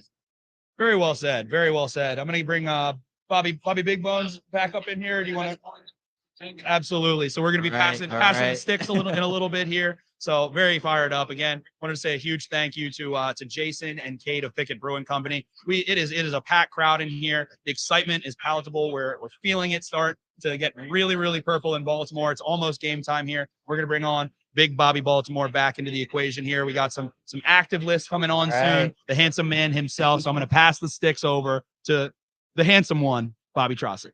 Handsome. Let me tell you. Just got myself a little beverage too. Oh boy. Oh, yeah, look at that. This is gonna be something. Okay. So Jake and Cole are coming. again, thanks to the boys are gonna be coming in momentarily. I got myself a little bourbon on the rocks here, thanks to Jason, co-owner. So this would be a show. But hey, thanks so much for being with us. Again, let us know where you're tuning in from this morning. We are a little less than 2 hours out from kickoff today inside M&T Bank Stadium between the Ravens and Broncos, a Week 13 matchup. We're going to have Jake Luke and Cole Jackson coming in here momentarily. Just want to let everybody know that, again, we're going to be on here for the next hour or so. We're so thrilled that you're with us. We have over 100 people concurrently watching, and right now we're inside Pickett Brewing Company on Paca Street, just outside M&T Bank Stadium. If you're tailgating, if you're on your way out to the game, come on out and hang with us. But I'm gonna hand this off to Cole and Jake. We are in the Q&A portion of today's stream, and we're gonna start talking about the game itself. There's been a lot of bigger picture stuff about what's going on with the team, where they're at through 12 weeks of football. But now we're gonna start talking about what to expect today from this Broncos team. Jake, you're gonna take over for me, and I'm gonna ask you, and I'll be back in about 10, 15 minutes. I'll start with this. Your thoughts on the film that you've done about this Denver team. We've all done film because of how many primetime games this team has had. Are they as bad as they seem? That's a really, really loaded question. But I think in short, this team, if you guys think the Baltimore Ravens offense is anemic and that there are structural fundamental issues, just wait till you dive into the Broncos, because they are facing a lot of similar issues, specifically with their offense. Their defense is actually really good. And so if this is a game where you're looking for a get right game with the Ravens offense, specifically their run game, I don't think this one's it. Not the pass game either. Not the pass. Yeah. And so, I mean, this is going to be, listen, folks, I flew for my life on a little puddle jumper, and let's give a sad story. Are we about to witness a 13-3 game? We might. Yeah, we might. I think we will. I think we'll get a little 13-6 action, maybe a little 17-14. I predicted 23-17. So it's just it's going to be one of those games. I think. But so, what are you expecting today from the Ravens offense? I'm expecting kind of what we've been seeing, right? What you got to show me. This is a show me week right now. You got to show me that you can get to the line without things looking like the kitchen in the Bear with Jeremy Allen White, where you're bouncing around and yes, chef, and things of that nature. You got to show me that you can run an offense competently and professionally. They have not done that the last couple weeks at the very least. They got to do that first things first if they're going to win this thing. Yeah, no, that's really well said. And that's why I think I sound negative, and it's been kind of annoying. Why are you so negative? Yeah, I think that's but it's I agree with you. You have to show me that you can do it before I'm going to start preaching that they're going to do it. Right. Sure. So, I mean, but at the same time, you gotta be a fan, right? Yeah. I'm starting to get a little annoyed with the people that are waiting for the other shoe to drop. Has kind of been my phrase with it. You got to get out there. You got to have some belief, right? And they got to believe in themselves too. It feels like that self belief has been lacking. So I'll hang with it. You and I spend copious amounts of hours online talking about the Ravens, communicating with everybody watching right now, the people that follow me on Twitter. But at the end of the day, we're still fans. This is supposed to be fun. And that's what I've kind of noticed lately is sometimes it gets to the point where it's not as fun anymore. And but I mean, like I said, I'm excited to be here. I'm excited to see this game, but I really they have to get out there and they have to pound the rock to be able to get back to where they're going as what I will say? Greg Roman, he's been in the news for the Stanford job. It would be and I think all these guys like each other. I think Lamar likes Greg. I think Greg likes Lamar. I think this offense is playing for each other. It just hasn't been there. I think you talk about a dysfunctional organization with the Broncos. And I've made this point that they have all the pieces, right? It should be working for them. It should be firing on all cylinders, but it's not. And that kind of shows that it's not that easy to do what the Ravens do year in and year out. Right. When you do have all the pieces, sometimes it doesn't click. I think you're looking at a situation where I get that people think it's a trap game. I think it's going to be a close one, but I think the Ravens I think they're starting to get a little more aware. I think you've got a Lamar Jackson going to the podium and, cursing at the media and like doing what he's doing. Like, I think you got a guy who's pretty damn serious about what's going down right now. And I think he wants to turn it around, if not for the results and for the accolades and whatever, then for the guys that he's lining up with each and every week. And for Greg Roman and for John Harbaugh, like, I think they want to figure this thing out. I think this could be a good opportunity. And they're coming off a trap game, right? So like, how many trap games can you have in a row? Like, is it a trap game if you just lost the trap game? Exactly. Like they dropped that one, and like everyone, the people that were talking about winning out and just completely running the table, I thought that was maybe a little bit crazy talk, honestly. And you got. I feel personally attacked by that. Yeah. What were you thinking? And I don't know. It's one of those things where you're going to drop some games on the road, weird kind of AFC opponent that always gives you issues going back with the Jaguars at this point. It's not that crazy. So you're home. You're at 1 p.m. It's a get right game. This is Baltimore Ravens Central right now. This is John Harbaugh driving the lane and putting a layup into the bucket. At least that's what it should be. Yeah, it should be. So we'll see. But I think, I guess what I'd flag to people is that this Broncos defense is good, and it's not just that the Ravens offense is bad, and if there's plays that they leave out there, you're going to see this Broncos defense make plays. And that's just, they're a good unit. They have good cover corners. They have solid guys up front, a bunch of guys that get dirty and get the dirty work done. And I'm really looking for. Sounds like awesome. Yeah. You guys that get dirty and get the dirty work done. Exactly. Yeah. And I'm expecting a lot out of this offensive line. That's where I want to see them take a step in terms of the way they've been playing. To really, like, I feel like it's been a few weeks since we've dominated up front on the line in the run game, for example. I noticed you're a wee guy. Yeah, I'm on the team. Interesting. Yeah. Feels like it sometimes. Yeah, no, it certainly does. No, I'm busting Ben Powers, contract extension. That one's tough. That one's tough because how many times have the Ravens, usually edge rushers though, they have an edge rusher that balls out in a contract year. And that's what Ben Powers is doing right now. It's his contract year. He's coming off 3 years of where he did not play, or if he did play, it was inconsistent. And he's put together 12 weeks of very consistent offensive line play. And he's played really well. And he made me eat my shoe. So that was unfortunate. No, it was. But I'm a big Ben Powers fan going all the way back to taking a grown man's dream and crushing it. I love that at Oklahoma. You might not be the same. I mean, are we going to have to talk about that? We might. Yeah. Last night was rough. It was, and things were said, things happened. And it was, ultimately it's okay. We're going to move on. We're going to get better from that. But I don't know, man. This is an interesting spot for him. It feels like if you get to 8-4, you're in a really good spot. I think ultimately that's where they're going to wind up. But it needs to look better. It needs to look better than it did against the Panthers and the games before that. But ultimately, it starts with getting a win. Yeah, I think I think that's the key, right? Is you can win a game and it's just an ugly win, and it doesn't really inspire a lot of confidence despite the record.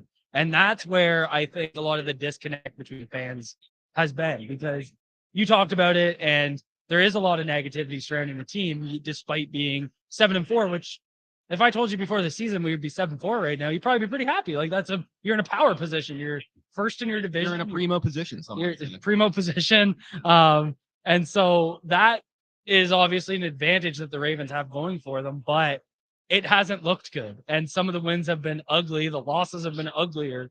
So and how much did 2019 spoil us? Because they were just going in and shit kicking teams every week. Yeah. And it was like, okay, good football teams just do. And it's like, no, like, I'm not sure that's that. Like, great football teams do that. Yeah. And they just happen to piss down their leg. And the people talking about the playoffs that, reference back to 2019, look what happened in the playoffs then. I mean, it doesn't always look perfect, and you're not always going to get that proverbial playoff win or break through that glass ceiling.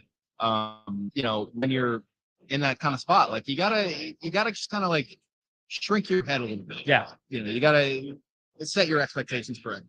And what do you think about the return? It sounds like we're getting the return of Kyle Hamilton. How important is he to this defense after what we saw last week? Well, I mean, I'm not wearing his jersey for no reason. That's why I asked. Yeah, he's a, obviously Notre Dame fighting Irish. I'm an Irish Catholic with a lot of guilt and a lot of problems. And, it's really not an honest trade-off or a good trade-off, if you ask me, because Notre Dame, not that great of a college team at the time, as we've talked about. We got Rudy, and what else do we got? Not much. Joe Montana, things of that nature. Vince Vaughn? Yeah, Vince.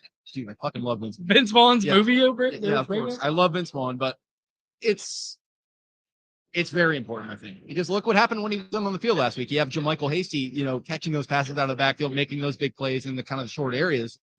I think he's kind of the eliminator for that. So you get him back, I think he's going to help with Javonte Williams and whatever they got going on in that run game with the Broncos. But it's huge, man.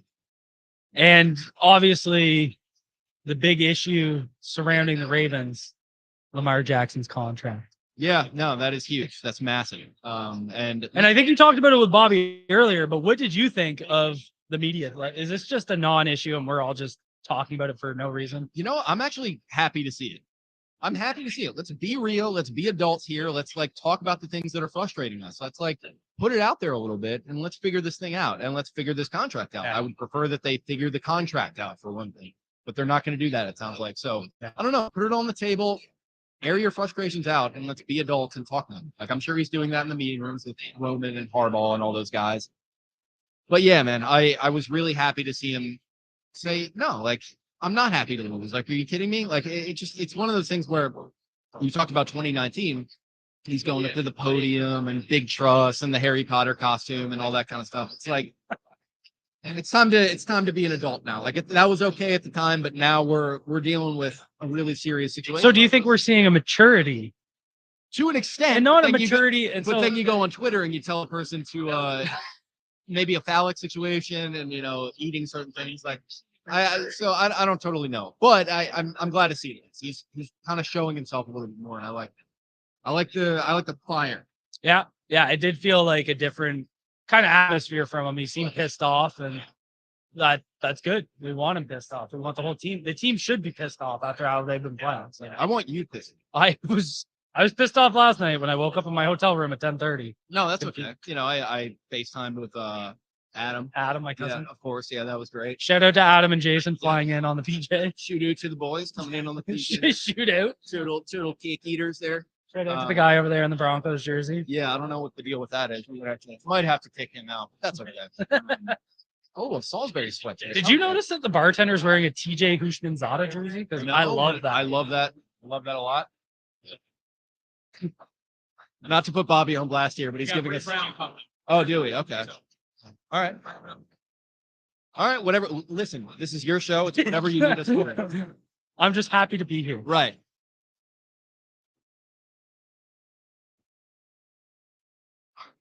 Do I stay? Bree Brown on.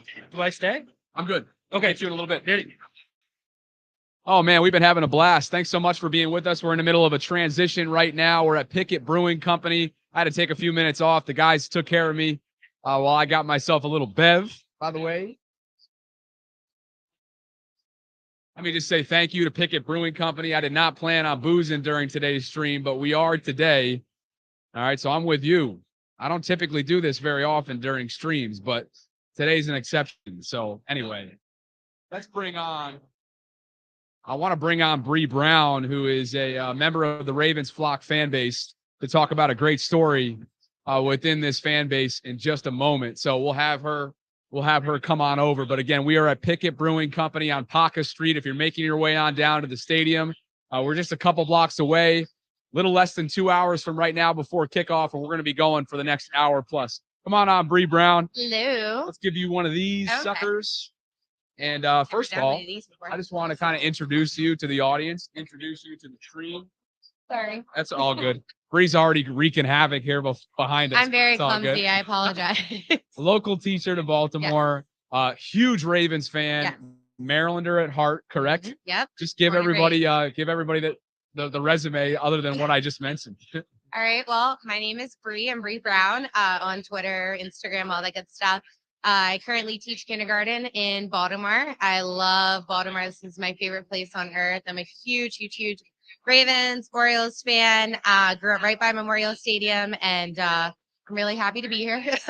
Yeah. Bobby's awesome, and this is such a great situation. I've never been here before. This is awesome. We're having a lot of fun. And Yeah. and for those who aren't familiar with where we are, we're on Paca Street. I've been plugging it throughout the morning, but we're just blocks away from the stadium, and this is brand new. This just opened up. They broke ground this summer. It's been a lot of fun. Food truck right outside, people around, Amazing everything's on nachos. tap.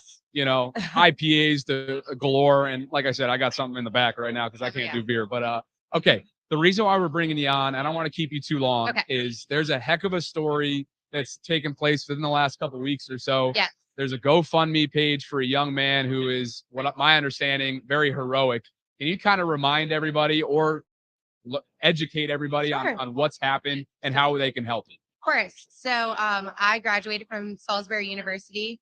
I lived on the Eastern Shore for a really long time. So Salisbury's got a huge, huge place in my heart.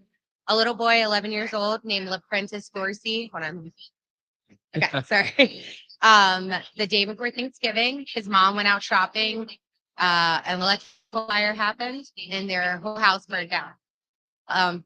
LaPrentice went in and saved his 2-year-old sister before the fire department got there.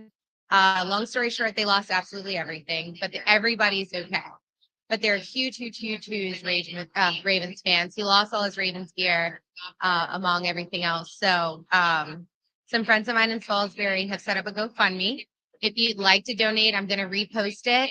And anything that anybody can do can help. If you want to reach out to me, I go down to Salisbury quite often. And if you have clothing, even if it's just Ravens hats, gloves, anything, just let me know. So that we can help this family out. And where can they, other than your profiles, where can they find the GoFundMe? Let me pull up the link. Okay. Sorry. And while she does that, we are at Pickett Brewing Company. We got more Ravens coverage coming up in just a bit, but really wanted to share this special story again out of Salisbury and somebody that is a huge Ravens fan and a hero. What's his name again? His name is LaPrentice Dorsey. LaPrentice Dorsey. Yes, So for those 11 of you, years old, doing something that I could never do. yeah, So the GoFundMe, if you just search house fire, it's posted by his mom. Her name is Keishana Banks.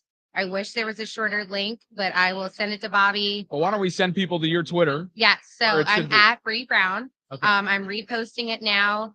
Please, if you can, donate what you can, or even if you could just send a positive message, they would really appreciate it. And I really appreciate it because I've experienced from being a teacher in the area, the generosity of everybody on Twitter.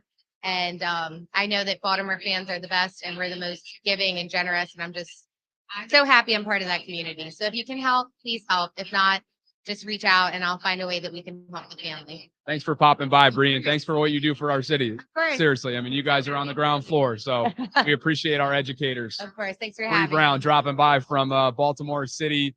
Well, you're kindergarten, you said, right? Yes. The kindergarten world, which is not an easy world at times, No. and also the Ravens flock Twitter world. Yes. So. Thank you so Cool. much. All right, more coming up here, including what's going to take place today inside M&T Bank Stadium between the Ravens and Broncos. Baltimore is, of course, 7-4, week 13 of this NFL season on deck, and there's plenty to discuss. I had a chance to catch up with Brandon Stokely this week, and Sarah Ellison and I had him on the podcast, and it was just so funny to listen to a guy whose patience is so thin for the organization because of how underwhelming this Denver team has been based on all the expectations, based on all the moves, and of course, their $245 million man, Russell Wilson, being brought in this offseason. Spencer Schultz joins me again. This is a simulcast on my YouTube and Facebook channels, along with Baltimore Beatdown. If you haven't already done so, consider subscribing. Jake and Spencer put out weekly content on all things Ravens, and it's a pleasure to share this market with them. Okay, like I said, we haven't talked about Denver enough. So with this Broncos team, we know how special this defense is. Where do you see are some potential holes that the defense, Mike McDonald's defense, can take advantage of with some of their deficiencies on offense? Well, I think it coincides well with what the Ravens need to get involved with, which is The Ravens like to condense their formations. They like to have a very tight alignment. They obviously utilize Mark Andrews. They utilize Pat Ricard. They utilize Josh Oliver, Isaiah Likely. They utilize their running backs. They need to attack the flats. The Broncos defense has great gap integrity against the run. They also, against the pass, are very inclined to prevent big plays. They are airtight. Pat Surtain, arguably the number one corner in the NFL right now, I think, is still a very underrated player. His ability in single coverage, his ability in zone coverage, doesn't matter. Outstanding football player. What the Ravens need to do is attack them in the run game. They need to get on the perimeter in the run game. They need to utilize attacking the flats. That is something the Ravens have consistently struggled to incorporate into their offensive attack. And when you think about going back to, let's say, that 2019 divisional round loss, the most disappointing loss, arguably, in Ravens history, against the Tennessee Titans at home, the Ravens lose that game. The Titans had a game plan. We're going to flood the middle of the field and dare you to beat us outside and over top. The Ravens then responded a year later, playing the Titans, that same team, plus and minus a couple of players, in the 2020 playoffs. The only playoff win the Ravens have had in the last 8 years. What they did in a 10-0 hole there was attack the flats. The Broncos love to flood the middle of the field against all of their opponents. They love to try to force you to throw against Pat Surtain. The Ravens need to attack the flats, screens, outside run game, make sure that they're attacking the perimeter, make those corners come up and hit, make their linebackers have integrity getting to the outside. Ultimately, that will end up forcing them to come up and hit. When you get them to come up and hit, they will be vulnerable over top. Is that something Greg Roman is going to do? I don't think so, to be honest. And I think that's why many Ravens fans are excited to hear that Roman's getting this opportunity at Stanford, because possibly getting this opportunity at Stanford. There's mutual interest, according to Rapp. And if Ian's tweeting that out, it feels like we've got a little bit too much smoke for there not to be some fire. Maybe. Okay, hold that thought for a second, because I want to hear about potential candidates, and specifically internal candidates that I think we both could feel could be a plug-and-play type of system for them. We'll get to that in just a bit. Q&A portion of today's stream is about to be 10 minutes away, so hit us in the comments section with your questions. We'll get to as many as we can before we close out the stream. And a special shout out to Lacey DaCosta, who just showed up. The Queen of Ravens Twitter is in the building off to our left. Thanks so much for being with us. We got a packed house right here at Pickett Brewing Company. And before we continue with the internal potential candidates, if G-Row indeed leaves Baltimore, I wanted to give a special shout out to what me and the siblings did yesterday. And that was take a trip up to Sykesville to Wolf's Pine Valley Farms to get our Christmas tree. I met the entire Wolf family, or at least a good portion of the family. I wanted to shout out Holden and his family specifically, because they just lost their grandfather, father, patriarch, Roger Wolf, who launched Wolf's Pine Valley Farms. And it is an amazing place. It felt like we were treated as family there. We got a 7.5-foot Fraser. That thing fits perfectly in the living room. I sent it to my family group chat. My mom was like, Bobby, that is way too big.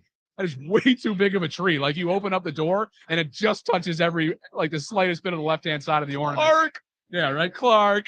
But I just wanted to say thank you to the Wolf family for inviting us, having us into their farm. And we really, really appreciate the hospitality. And hopefully we'll be back again. We will definitely be back again. And if you're checking it out over the next couple weeks, please consider doing so. If you guys aren't aware, you are the most festive person, arguably, in the city of Baltimore. You love the holiday spirit. I'm a big festive guy, even though one time, I have to admit, I actually skipped Christmas to actually fulfill the movie that was Christmas with the Cranks. Remember, they were supposed to go on the cruise, but then Blair came home and it was all off. No, my buddy and I actually did that during our semester abroad. We hopped on a Norwegian epic cruise from Barcelona and cruised to the Mediterranean. And we were literally in the Mediterranean Sea, not on land, for Christmas Day, and we skipped it. That was not one of my prouder moments, but we did it, and we fulfilled that movie's title. Anyway, that's for another story. You're getting me off track here. Internal candidates potentially for Greg Roman are as follows, you would think. James Urban would be my number one because of how closely he's worked with Lamar Jackson over the last several years. You would have to think that pass game specialist T. Martin and, they have different roles, but essentially T. Martin and Keith Williams do a very similar thing for the wide receiver room. They're pass game specialist, wide receivers coach. Out of the three of those guys, who are you picking? If it was internal, I think that viewing the offense through the quarterback's prism and the understanding of what Lamar Jackson does best, I feel like the fact that they've kept James Urban for so long isn't a coincidence with the fact that he understands how to utilize Lamar Jackson, and Lamar Jackson feels like James Urban is the right guy. You don't have a relationship with a quarterback's coach that lasts this long without being kind of simpatico and understanding how this offense would be most effectively executed. With that being said, James Urban doesn't have play calling experience necessarily. T. Martin does to a degree. He was at USC from 2016 to 2018. He was a co-offensive coordinator at one point as well. Wasn't the smoothest transition at USC. It's been a little while there ultimately, but I think Urban has the understanding of the offense in its entirety a little bit more so, and will be able to emphasize the strengths of Lamar Jackson ultimately. So I think the tenure of Mr. Urban in this instance ultimately would bode well for the Ravens. I didn't want to get to one question along these lines. And again, we're about to start the Q&A portion of today's stream. We're inside Pickett Brewing Company on Paca Street, just blocks away from M&T Bank Stadium. If you're making your way on down, come on and hang with us. There's beers, there's food trucks, there's all kinds of stuff. IPAs. It's popping right now. Yeah, it's getting pretty busy. Place It's a is fun popping. time, man. It's absolutely popping. We're off to the side, so you can't tell who's here. But just trust me, if I were to turn this camera around, this place is buzzing right now. But Jason wanted to know, do you believe Matt Weiss is being groomed as the offensive coordinator, potentially for Harbaugh? If you're not familiar with Matt Weiss, he is the former running backs coach who got his start in coaching with Baltimore, I believe as an intern back in the day. And like Mike McDonald did, he went out to Michigan, and he's now serving under Jim Harbaugh out there in Ann Arbor. What do you think of Weiss? I think that Weiss is an excellent candidate. There is no coincidence that the Ravens really do believe in playing like a Raven and the Raven way and all of the kind of cliches, but ultimately how they view themselves as a franchise. And knowing that Matt Weiss was a participant in that for so long, I think he really is an ideal candidate. Going to Michigan with Jim, such an outstanding offensive mind and one of the most well-respected. They should be number one right now. Bullshit. Definitely. I get it. Having respect for Jordan, what they did last night, I get it. They're clearly, could be looked at as top dogs, pun intended there. The fact that Michigan didn't get number one after what they did to Ohio State, to me, was wrong. But anyway. 100%. And ultimately, I think that it's committee stuff. It's fun enough that those two teams ideally meet in the championship. So the Wolverines might get a shot to go redeem themselves against Georgia for what they struggled through last year ultimately. But with that in mind, Matt Weiss, what do the Ravens like to do? What are the three pillars of Baltimore Ravens football? Running the football.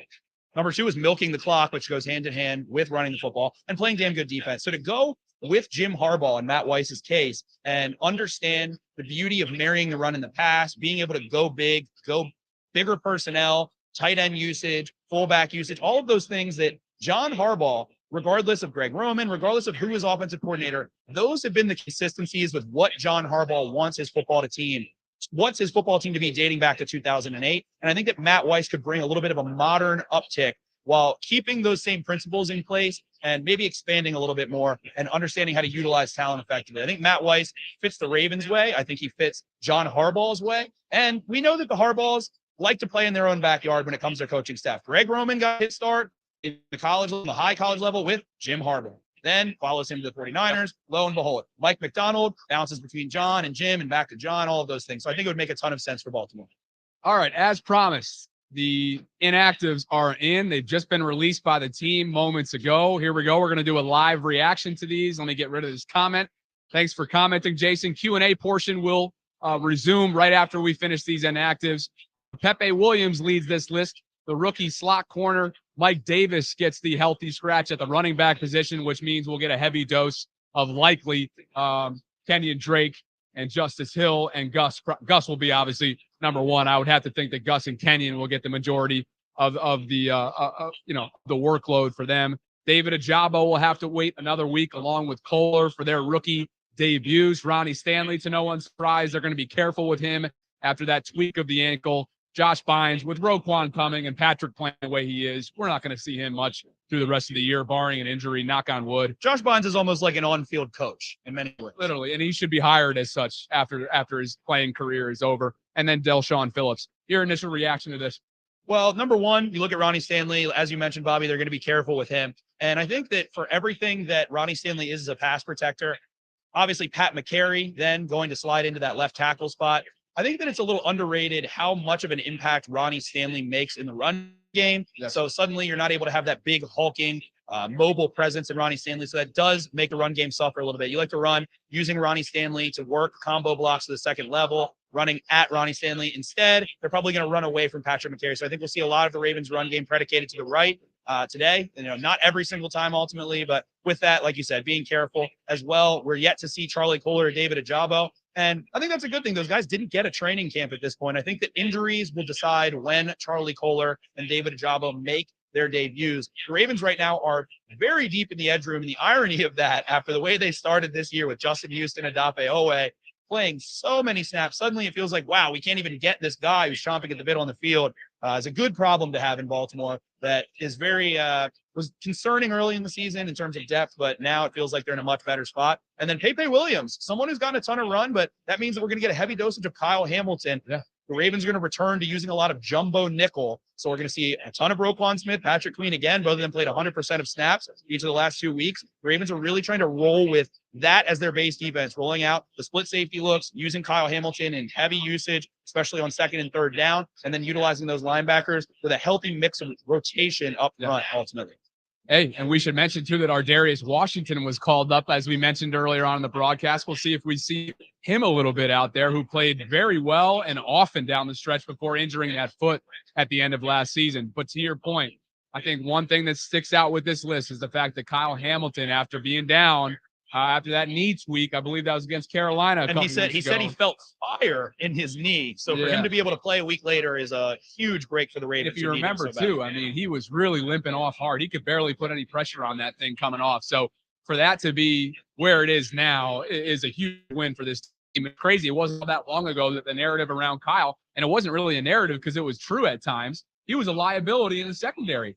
Now his increased workload is happening week by week, aside from the last couple that he's missed. And that bodes well for not only his future with this organization, but the way that they've kind of held him he's held himself accountable after the Miami gaffe, but you've also seen him kind of transition well and be able to kind of overcome some of these rookie moments that we saw earlier in the season. Very well said, Bobby. And I'm just curious to see Marcus Williams, a guy who's chomping at the bit. He has the wrist injury. He's been casted up. Feels like that's going to be in a good place for him. I would be surprised if he's not wearing some sort of cast ultimately. But suddenly, once Marcus Williams comes back, you have Kyle Hamilton. Geno Stone's been playing his tail off, Bobby. You've got Chuck Clark, who's been the longtime signal caller for this defense. And you've got guys like Darius Washington coming up. So what are the Ravens going to do? I'm curious to see, once Marcus Williams comes back into this lineup, who's coming off the field and when they're coming off the field. Because Geno Stone belongs on that football field. Marcus Williams, their big ticket free agent and a leader of this defense, really, especially early in the season, what he did, leading the NFL in interceptions early on, making plays on the ball a ton of times. Very curious to see how it pans out. It feels like potentially we could see Chuck Clark start to come off the field a little bit. Maybe. It's been 8 weeks since he dislocated that wrist, Marcus Williams. And boy, was he at an all-pro kind of level before that. Spenny, get yourself a bevy. We're going to bring in the messiest. Don't pretend you didn't see that handshake. We'll blame it on the bourbon. Blame it on the bourbon, baby. Kev, come on around, brother. We're bringing in Kevin Ostreicher, and the fans want to know where Ostreicher's been. I think he's been sipping on a couple of bevies. Amy Miller's in the house. We got a good crowd on hand here. Everybody's packing it in. Locked On Ravens host, Twitter guru. Gosh, I mean, the Ravens Wire writer. I mean, this guy does it all. Kevin Ostreicher, the man of the people within the Ravens flock. He's working his tail off, creating daily content for the Ravens. We know the daily content game is a grind, brother, but it's great to have you on. And how you enjoying Pickett Brewing? It's awesome. It's a great vibe here. Tons of people. People are excited for this game. I'm excited for this game. Anytime there's Ravens football in the fold, it's exciting. And I know it's a tough loss last week in Jacksonville. It was. You got an opportunity here, and I'm excited for him to hopefully take advantage of it. It was. And Living Legend understands what's going on here. Blame it on the bourbon. Listen, I don't typically drink during streams, but today's a special occasion. We got Cole Jackson, who's in the house. He's got to come on here in a couple of minutes. He's hanging out with the NFL chick and Lacey and everybody over here. But the guy comes down from Canada. He's barely been on the stream. I mean, come on, Cole. I know. This is his moment. This is his big Baltimore moment. I remember the first time that Cole and I interacted, he was on his Old Bay journey. I'm a big Old Bay guy. I'm a huge Old Bay guy, and Cole was he was figuring out what is Old Bay, because obviously from Canada. He liked it though, and I was glad he did. And I'm excited for Cole to be here. This is a great vibe over here. We got the beatdown boys, obviously Bobby over here as well. So Ravens football's in full swing right now. We're December football too. We're in December football. Get to the weather's cold. You run the football more, and it's funny because the Ravens like running that football too. And as we've talked about, we are at a brand new location here on Paca Street. It's Pickett Brewing Company. If you haven't heard of it, if you aren't familiar with it yet, it's just blocks away from the stadium. A great pregame destination to hang out, watch the game, get a couple IPAs. There's food trucks outside. We're having a blast here, and there's a lot of people in here. So, okay, with that in mind, I have the inactive list up here right now. You see it. You got Pepe Williams, Mike Davis, Delshon Phillips, Josh Bynes, Ronnie Stanley, Charlie Kohler, and David Ajabo. If you ask me, there's no real surprises with this list. Right. What's your biggest takeaway? Yeah, I don't think any real surprises. The Ravens are taking it cautious with Ronnie Stanley. They should. I think that with the way that his ankle, he's worked back from that, and he's worked very hard to come back from that. Give him this extra week of rest. No one now is 100% this year. Everybody's beat up, everybody's banged up, but you want to be as cautious and as careful as you can with your star players. The Ravens feel confident with Patrick McCary. If Daniel Falele has to step in if there's an injury there, he can. So get Stanley back for this stretch run here where you're starting to go into, after this week, the divisional games become a real ramp up here. The Ravens are 2-0 in the division right now, much better than their 1-5 record from last year. But you got Pittsburgh twice, you got Cleveland, you got Cincinnati in week 18 of that season as well. Plus you got Atlanta kind of sandwiched in there as well. So get Stanley back from Pittsburgh if that's what you can do. If he's able to get back for there. I know that this is, again, no easy wins any given Sunday. But if you had to rest Stanley for another game to get him fully right and get him fully back, I'm with it. I'm excited for that decision, just to get him rested and healthy. Yeah, you have to. You cannot push the button here. You're in too good of a position, division-wise, given the rest of the way, right? Your schedule. It's not going to be easy. No. Strength of schedule tells you it is. Win-loss record tells you it is, but it's not. And last week was Exhibit A. Yes. That's just the bottom line. Okay. Broncos inactives. We have not discussed that yet. Those are out within the last 10 minutes or so, as expected. 2 wide receivers, 2 playmakers for not Baltimore, for Denver. Are again blaming on the. Whenever I have a slip up over the next hour or so, Sarah's not going to be happy with me later. I'll tell you that. I'm not going to have too many of them, but I do have bourbon on the rocks right now, and I want to thank Jason and Kate, co-owners of Pickett Brewing, for not only providing us this space, but welcoming them.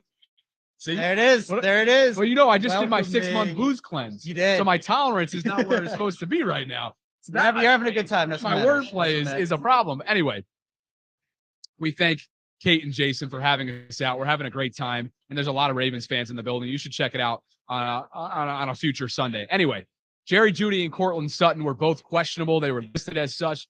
They are expected to play. They are now playing officially. The rest of that list: Dakota Allen, a linebacker. Tight end Andrew Beck, Anthony Harris at the safety position, Jonathan Harris at the D-line position, Michael Omahudia, if I'm pronouncing that right, at the cornerback position, and a few other guys, including Kawan Williams at the corner position. But most notably, Jeudy and Sutton are going to be guys they have to deal with. Yep, and I know that Jeudy barely practiced throughout the kind of thinking, him and KJ Hamler are going to be inactive, but Sutton and Jeudy are 2 playmakers. And I know the Denver offense, again, as Spencer's talked about here, the most inefficient offense in the NFL right now. So this is an opportunity, but I know the conversation goes back to Marcus Peters. Marlon Humphrey's playing great. No questions with Marlon Humphrey.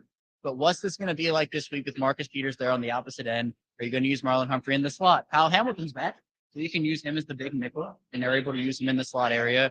But I think for Marcus Peters, this is a big week for him because you're able to match him up if you want to, one-on-one with one of those big wideouts. Cortland Sutton's a big guy. He's a freak athlete. SMU guy, 2nd-round pick a couple of years ago. Jerry Jeudy, sudden route runner, but struggles with drops. He's dropped a lot of balls, and I know Denver fans are kind of know something about drops. Oh, they've had a lot of them over these last few fit weeks. in perfectly. I know, and he's boys with Lamar. And it's those self-inflicted mistakes and those self-inflicted wounds that have hurt this team so much over these past couple of weeks. So I'm hoping what this Ravens team can do with Jeudy and with Sutton is be able to contain them, because after that, you have a lot of options that you can work with, because with Pepe Williams being inactive in this game for them, you can still utilize guys. Brandon Stevens is still a talented player. He struggled a bit, but he's a talented guy in the safety room. Chuck Clark and all those guys, they have options in that secondary, but Sutton and Jeudy are going to be a hand. Absolutely. Yeah. And then unfortunately for Stevens, he certainly was probably second guessing himself throughout the week leading up to this one after what took place at the goal line there with that 2-point conversion that ultimately led to a Jaguars victory last week down in Jacksonville. Thanks so much for being with us. We're at Pickett Brewing Company on Paca Street, just blocks away from M&T Bank Stadium. We got a packed house of Ravens fans getting ready for this Week 13 matchup between the Ravens and Broncos. Again, the inactive list is out. We've talked about Greg Roman. We've talked about potential internal candidates. We've talked about the week that was for Lamar Jackson, but I didn't have a chance to talk about it yet with Kevin. We talked about it with Spenny off the top, so just in case you missed it, we're going to talk about it now. And what I want to talk about specifically, Kev, is the fact that his body language has been very telling as of late. And not only has his body language been telling, but the way that he's handled media sessions, specifically the one after the Jaguars loss. He just seems a little tired. He seems a little frustrated. And I know we should take it with a grain of salt because it's always moments after you lose a brutal game. And it's the NFL. And it's hard. It's really hard. And it's physical. And he's hurting with his quad injury or his hip or whatever it is. But to me, there's something going on with Lamar right now. And a lot of it, I think, has to do with his future. There's a lot of built up stuff here. Lamar is one of the most competitive people in the NFL. And he's passionate. You know, it's not a lot of people look at body language and they assume a lot based off of it in terms of, is this guy upset? You know, is this guy a bad person based off of body language? Lamar is a genuine person. Lamar is one of the best people in the NFL, genuinely getting to know someone like that. He's someone, though, that with his competitiveness, he expresses that in different ways, and that's okay. To express competitiveness in that way, you know, we saw him punting the football in that game a couple of weeks ago. He wants to win, but he doesn't just want to win. He wants to dominate. He knows this team can be better than they have been over these last couple of weeks. I know when you're tying it back to the future, I'm sure there is stress there on both sides when you're talking about the situation. And I know the whole thing has been they're tabling the talks, putting it aside until after the season, which I do think is the right decision. But there are always those things that come back. And I think with the red zone and with the getting to the line, these have been recurring issues. The getting to the line has been happening for years now. With Greg Roman offense, you see the tweet from Bomani Jones 8 years ago saying, whoever hires Greg Roman, be prepared to burn those timeouts and get those delay game penalties. It's stuff like that, the execution, where in the game against Carolina and even in the game against Jacksonville, they had drives that had potential and they got down into enemy territory. And then a delay game penalty pushes them back. After the delay game penalty, there's almost another delay game penalty. And you're thinking, oh, like, what are we doing here if you're the Ravens? So I think for Lamar, he's somebody who is always going to be competitive, always going to want to win and always want to do his thing the best and do it to perfection. You know, Lamar, I think, is somebody who, you look at what he does, one of the best quarterbacks in the NFL, extremely talented. But with that, it comes all of the negativity. I think he handles it well overall. But at the same time, you have to look at Lamar as somebody who I think is going to get a contract. He's going to get it. But I think you have to look at it as that's going to be an after the season thing. And from now, you just have to really push that away and focus on football, which I think they're doing. But I know people look at the underlying thing, which is the frustration coming from the contract? Is it coming from the future? I think it's a little of both, but I also want to put in the fact that I think it's just because the team hasn't moved forward against expectations, and his expectations are really high. Sure. Thanks so much for being with us. We are live from Pickett Brewing Company outside M&T Bank Stadium, just blocks away. We got food trucks, IPAs, Ravens Country is in here, and they packed the house today. Kevin Ostreicher, host of Locked On Ravens, among many other things within the Ravens flock fan base content world, is with me. I'm Bobby Trossett. Thanks so much to all of our content creators who have participated in today's stream. Spencer Schultz and Jake Luke from Baltimore Beatdown. Cole Jackson, we all know what he does on Twitter and on his personal YouTube channel. And he actually made the trip down from Canada for this. It's his first time in Baltimore. We got to get him on here one more time as well, because he's getting ready to go to the game itself. But and everybody, all of us had a good time last night. I don't know where you were, but we were having a good time downtown. I'll tell you that. I missed out. Hey, next time. We're going to hopefully make this somewhat more of a regular thing. Let's open up the Q&A portion of today's stream. So if you have those questions that you've been holding on to or that you've already submitted, and maybe there's just, there's well over 100 people watching this, so the comments have been coming in. I may have missed it. Go ahead and ask now. We'll get to as many Q&As as we can right now. We'll begin with Maverick. And I have some thoughts on this, Kev. Maverick writes, what are your thoughts on the gossip about Ravens being interested in OBJ? Here's what I'll say. I am not doubting that there has been conversation. There's reports out there that say that there's been conversation and that there's active conversation.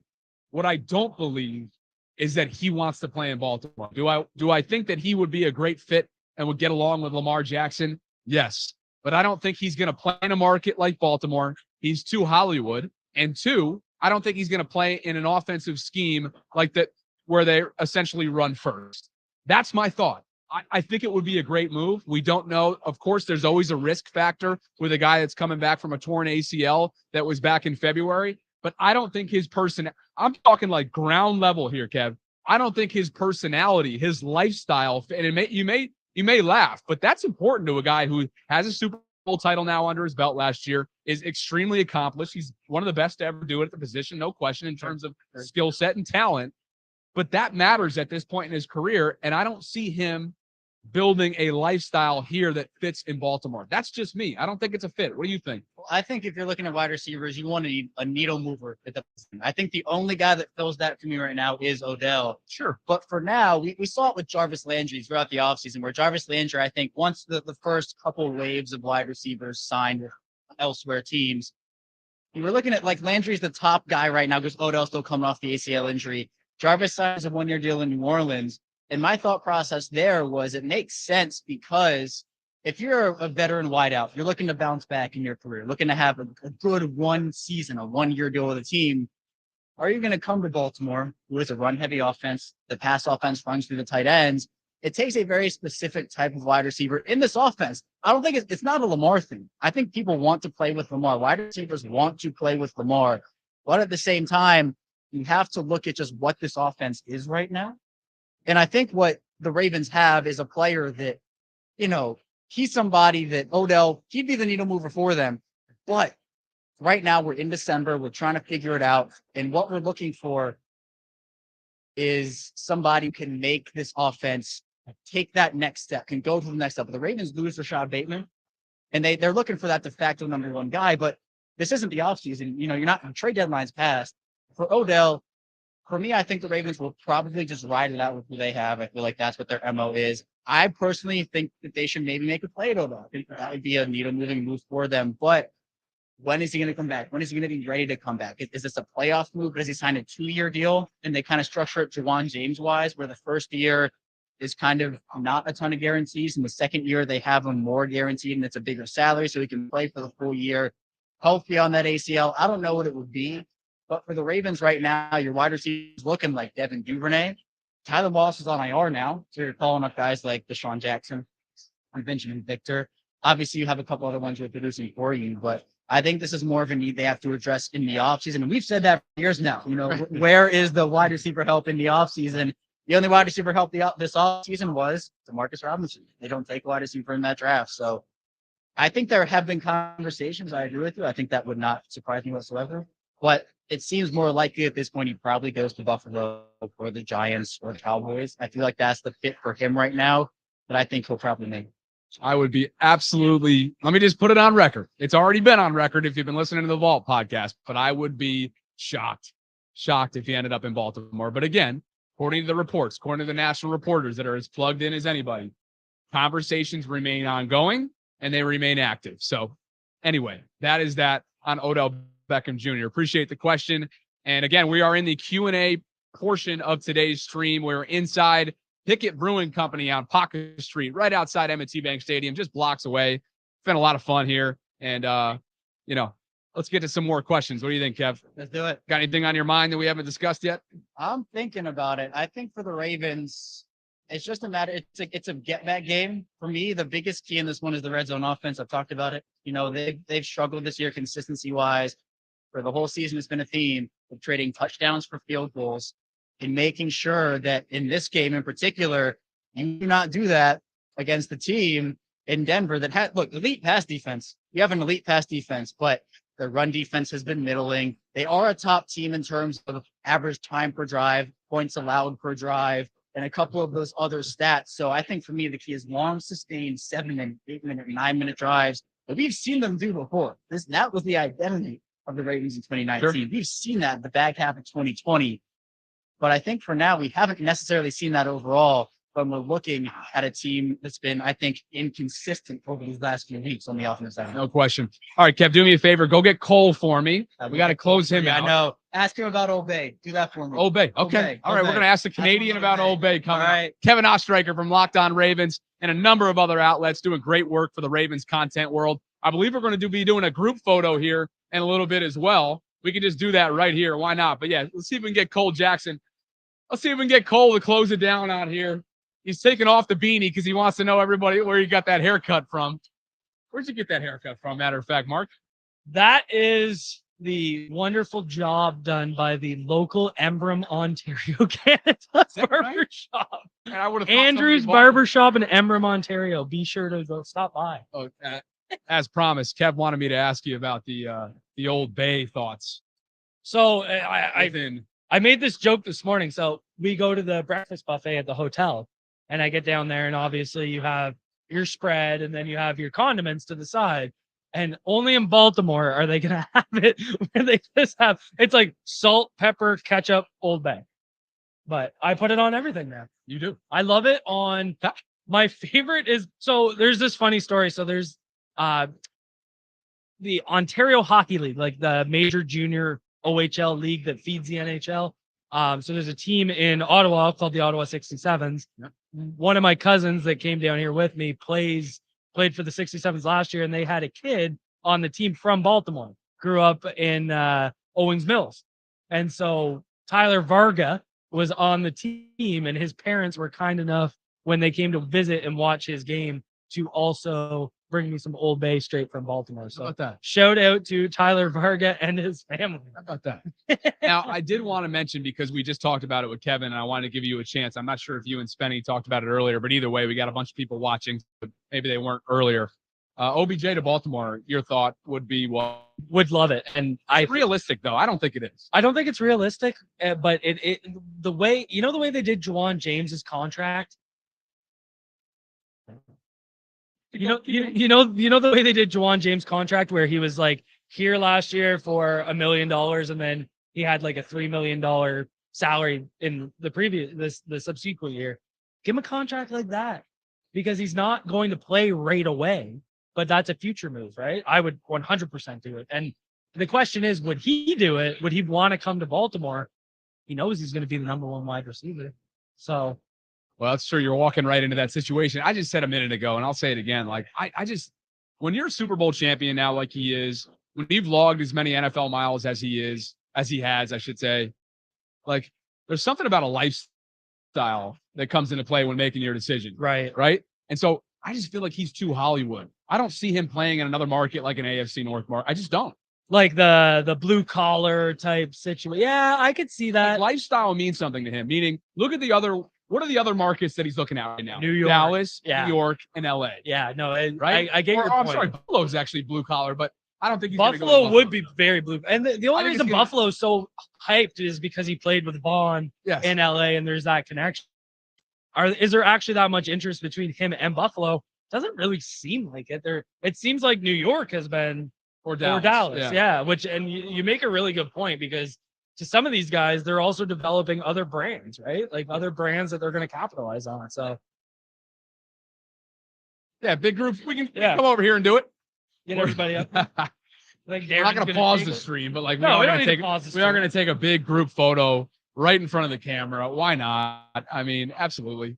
Yeah, just tell everybody to come on over. We'll do a big group photo. We're going to keep the stream going though, I don't know where Spencer went. and we have more Q&As as well that we got to hit too. So we got to find Spenny. If you can find Spenny's Spenny right for there. us, we'll do a big group photo. But all right, let's keep it going. We're at Pickett Brewing Company here on Paca Street, just blocks away from M&T Bank Stadium.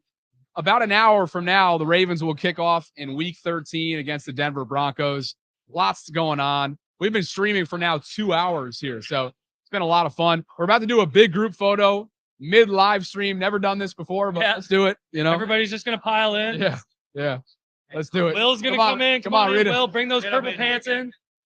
We got Will, purple pants Do we have here. anybody to take it? Darren's going to take it, I think. Darren, do you have someone? Darren's buddy's going to take it. There we go. What's up? Where's the camera? This is hilarious. Right there. Oh, okay. We got to get Lacey in here. Come on. Come on over. We got Bree. We got Lacey. We got everybody.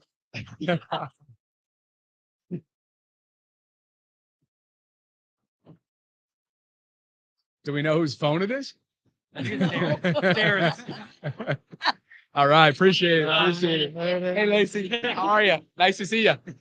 We got a packed house here at Pickett Brewing Company. The whole Ravens flock content base just made up for a little photo. That was fun. We got to get Yuri in here as well. Give him some love. Come on in, brother. Yeah, Yuri, come on in, brother. Have a chat. Have a chat. For those of you who are on Ravens Twitter, you probably follow this guy maybe. Yuri Marshall dropping in. What's going on, brother? Welcome to the stream. Absolutely. How you doing, Bobby? I'm doing well, man. I'm doing well. What's going on? How do you like Pickett so far? It's pretty nice. Brand new. I mean, like it's a very very nice garage. Pretty nice place. What you want to say? What you want to say? What's going on? What's on your mind today? So the Broncos defense is allowing 120 rushing yards per game. Give me Ravens over 150 rushing yards. The key to winning this football game is going to be running the football. And I know that, myself, I'm a more of a pass first type guy, but Ravens winning today, I would say if you are a betting man, take yourself Kenyon Drake, Gus Edwards, Lamar Jackson, take all the overs, to be honest with you. I think Lamar Jackson's rushing line is 54.5. So today's betting segment is brought to you by Mr. Yuri Marshall. Why not? Yeah. I love it. So, right, brother, I'm feeling really good. I mean, Russell Wilson, not particularly played all that well this year. But I will say that the Broncos defense is dominant. It's dominant. It is very good. It is number 3 in total in the NFL. It is number 3 in pass yards a game. It is you're getting dragged over here, by the way, on the stream. I want to see your ID. You got your ID on you? Show us. Let's avoid that question. Only kidding, brother. All right. Do me a favor and grab Rita and tell her we want her on the stream. All right. Thanks for dropping by, brother. Mr. Yuri Marshall. Go follow him on Twitter. We are at Pickett Brewing Company, just blocks away from come on, Rita. Come on. Let's go. Come on, at NFL chick. I'm not letting you pop on. I'm not letting you pop in the Pickett without coming on the street. I'm coming. I'm heading out. Scooting? Yes, Okay. I'm scooting, but we'll talk Small little cameo. some more. Okay, have fun. Bye, guys. Have fun. Man, everybody's we got a packed house. Where's Spenny at? We're in the waning moments of today's stream. We're shutting it down pretty soon here. You want to say a final thought, Kev? What's that? Yeah, come on over. I want to make sure that we finish up the stream as needed here. Once that bourbon hits, man. The NFL chick just did a small little cameo, and that was it. I have to do a cameo shortly as well with Denver Radio 104.3 The Fan at 12:15. So I cannot miss that. But listen, man, we've covered a lot of topics.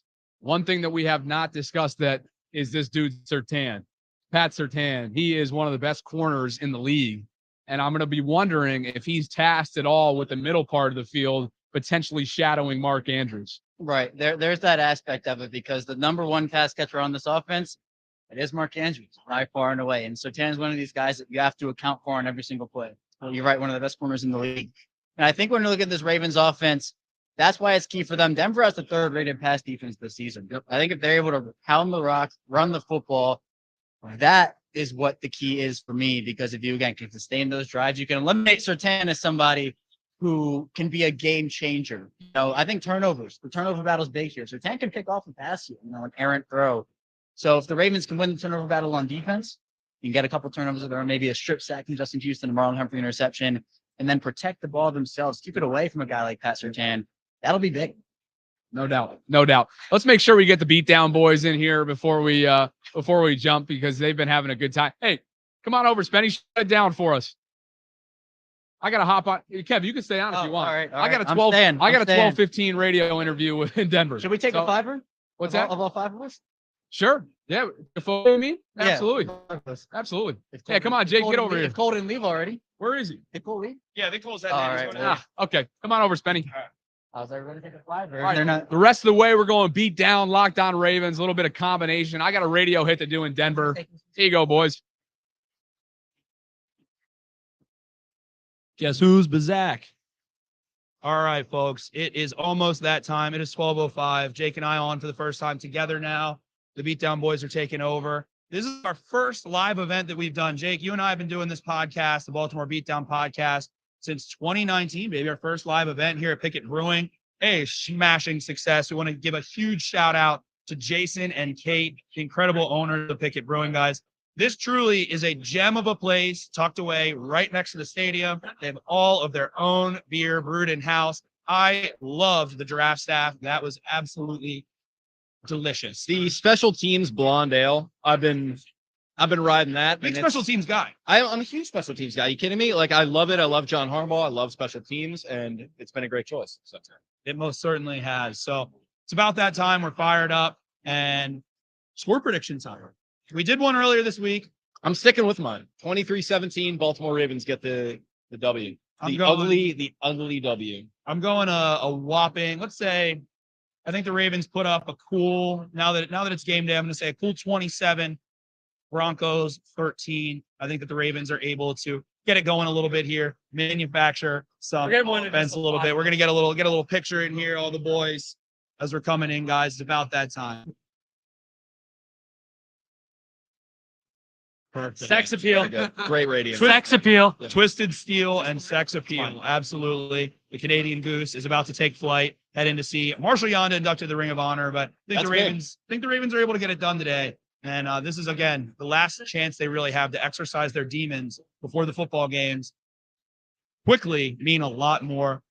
Give us a key to the game, Jake. Give us a key to the game. My key to the game is looking like a professional offensively, looking like you have a plan offensively, looking like you are able to execute what you need to do in the little ways offensively. You gotta stop with the false starts and the getting to the line and too late and looking around and kind of flailing limbs and all that kind of nonsense. It's over. Like, we got to stop with that. Like, you got to be a pro. Be a pro. Be a pro. Jake's key of the game. Be a pro. I agree. I think that it will be a little bit of tough sledding in the run game on the left side. Pat McCary, there is, a good bit of a drop off from what he's able to do in the run game versus Ronnie Stanley. But Broncos are giving up, 120 yards a game on the ground. And it's December, man. It's time to run the football, have a little play action off of it. Go get. As Boomer always said, the season starts on Thanksgiving. It does. So it's a season. The season has officially, the second season or playoff football, early playoff football has started. The Ravens are in the race. There's a lot of really good AFC teams. The wild card race is super tight. You got teams like the Chargers making a push. You got teams like the Patriots, like the Dolphins, like the Bills. All these teams making a huge push ultimately. And I'm going to give a little shout out to the Raiders here. Would it be shocking to see the Raiders go on a run late? They do it every year. Last year, they were like 2-6, go on a run, end up sneaking their way all the way towards the standings there ultimately. You're a huge Josh McDaniels fan. Huge Josh McDaniels fan. And going through the comments here a little bit, we got Maverick Brown says that the defense is going to keep Wilson looking like he's been looking. He better not look like the best quarterback. Broncos without Jerry Jeudy, without KJ Hamler. They are limited to Cortland Sutton, who has had an up and down season, or not really even an up season for the Broncos offense ultimately, but they run a little bit of West Coast concepts. They run a little bit of some under center stuff. They run a little bit inside zone, not a ton of man gap stuff ultimately. So this Broncos offense is looking like a stale cookie, and the Ravens need to crumble that cookie. They do. And I'm looking forward to seeing how they attack it, because this is an offense and an organization that just doesn't have an identity right now. Russell Wilson is just not getting it done. I mean, no one's rallying behind Russell Wilson. They just feel like they have nothing to look forward to. The Ravens have a lot to look forward to. And if you have a lot to look forward to, i.e., the playoffs and essentially the Super Bowl, really, I mean, then go out there and get it done. Show me something. I do see a comment here. I might have misspoken. I have a comment that maybe Jerry Jeudy is playing. I think he is. I think KJ Hamler is the one. Okay, so without KJ Hamler, so we will see Jerry Jeudy, someone that was speculated a lot about potentially landing in Baltimore at the trade deadline. No one ends up trading for him ultimately, so we will see Jerry Jeudy in this game as well. But with that being said, almost game time here, guys, and want to see those score predictions. Give it to us in the comments. Want to see your score predictions coming in here as we are rolling on through towards game time. Ultimately, this Ravens team has a final chance before divisional play opens to get an opportunity to get it right as they are heading into divisional play next week against the Cleveland Browns. We've got 2 games against the Steelers, and that huge matchup, which it inevitably feels like will side the AFC North season against the Cincinnati Bengals. Huge matchup today. The Bengals playing the Chiefs. If the Ravens can get it done and the Chiefs are able to get it done against the Bengals, the Ravens will again be in sole possession of first place and able to get the lead in the AFC North and control their own destiny. So have to get it done to them. Yeah, they certainly do. I mean, this is just one of those games where, like, you can let last week slip, can't you? You can let a weird AFC opponent in a weird game on an away situation. You can let that slip.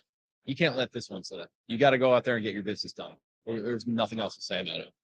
Most certainly. Can the Ravens generate pressure? Are we going to see them attack Russell Wilson, who has been so poor against the blitz and under pressure? Wilson kind of just throws up those meatballs. He has a quarterback rating, I believe, of like 54 against the blitz and against pressure. So half to get pressure on Russell Wilson early. We'll see Latavius Murray, the 2021 Ravens replacements team. It was like Keanu Reeves out there. It was Shane Falco. Shane Falco. We're getting all the boys rallied up. They're throwing up eggs on the field. Steam and Willie Beeman, all of it. Those guys are coming in. Last year, the Ravens barely able to band-aid a season together, almost make a run there. We weren't quite able to. So Latavius Murray comes back to town. Did have a huge run against the Steelers in week 18, busted a 55-yard touchdown, took it to the house. So Ravens will look to stop him. He looks to be their lead back. The Broncos surprisingly cut Melvin Gordon this week, picked up by the Chiefs, which is just hilarious.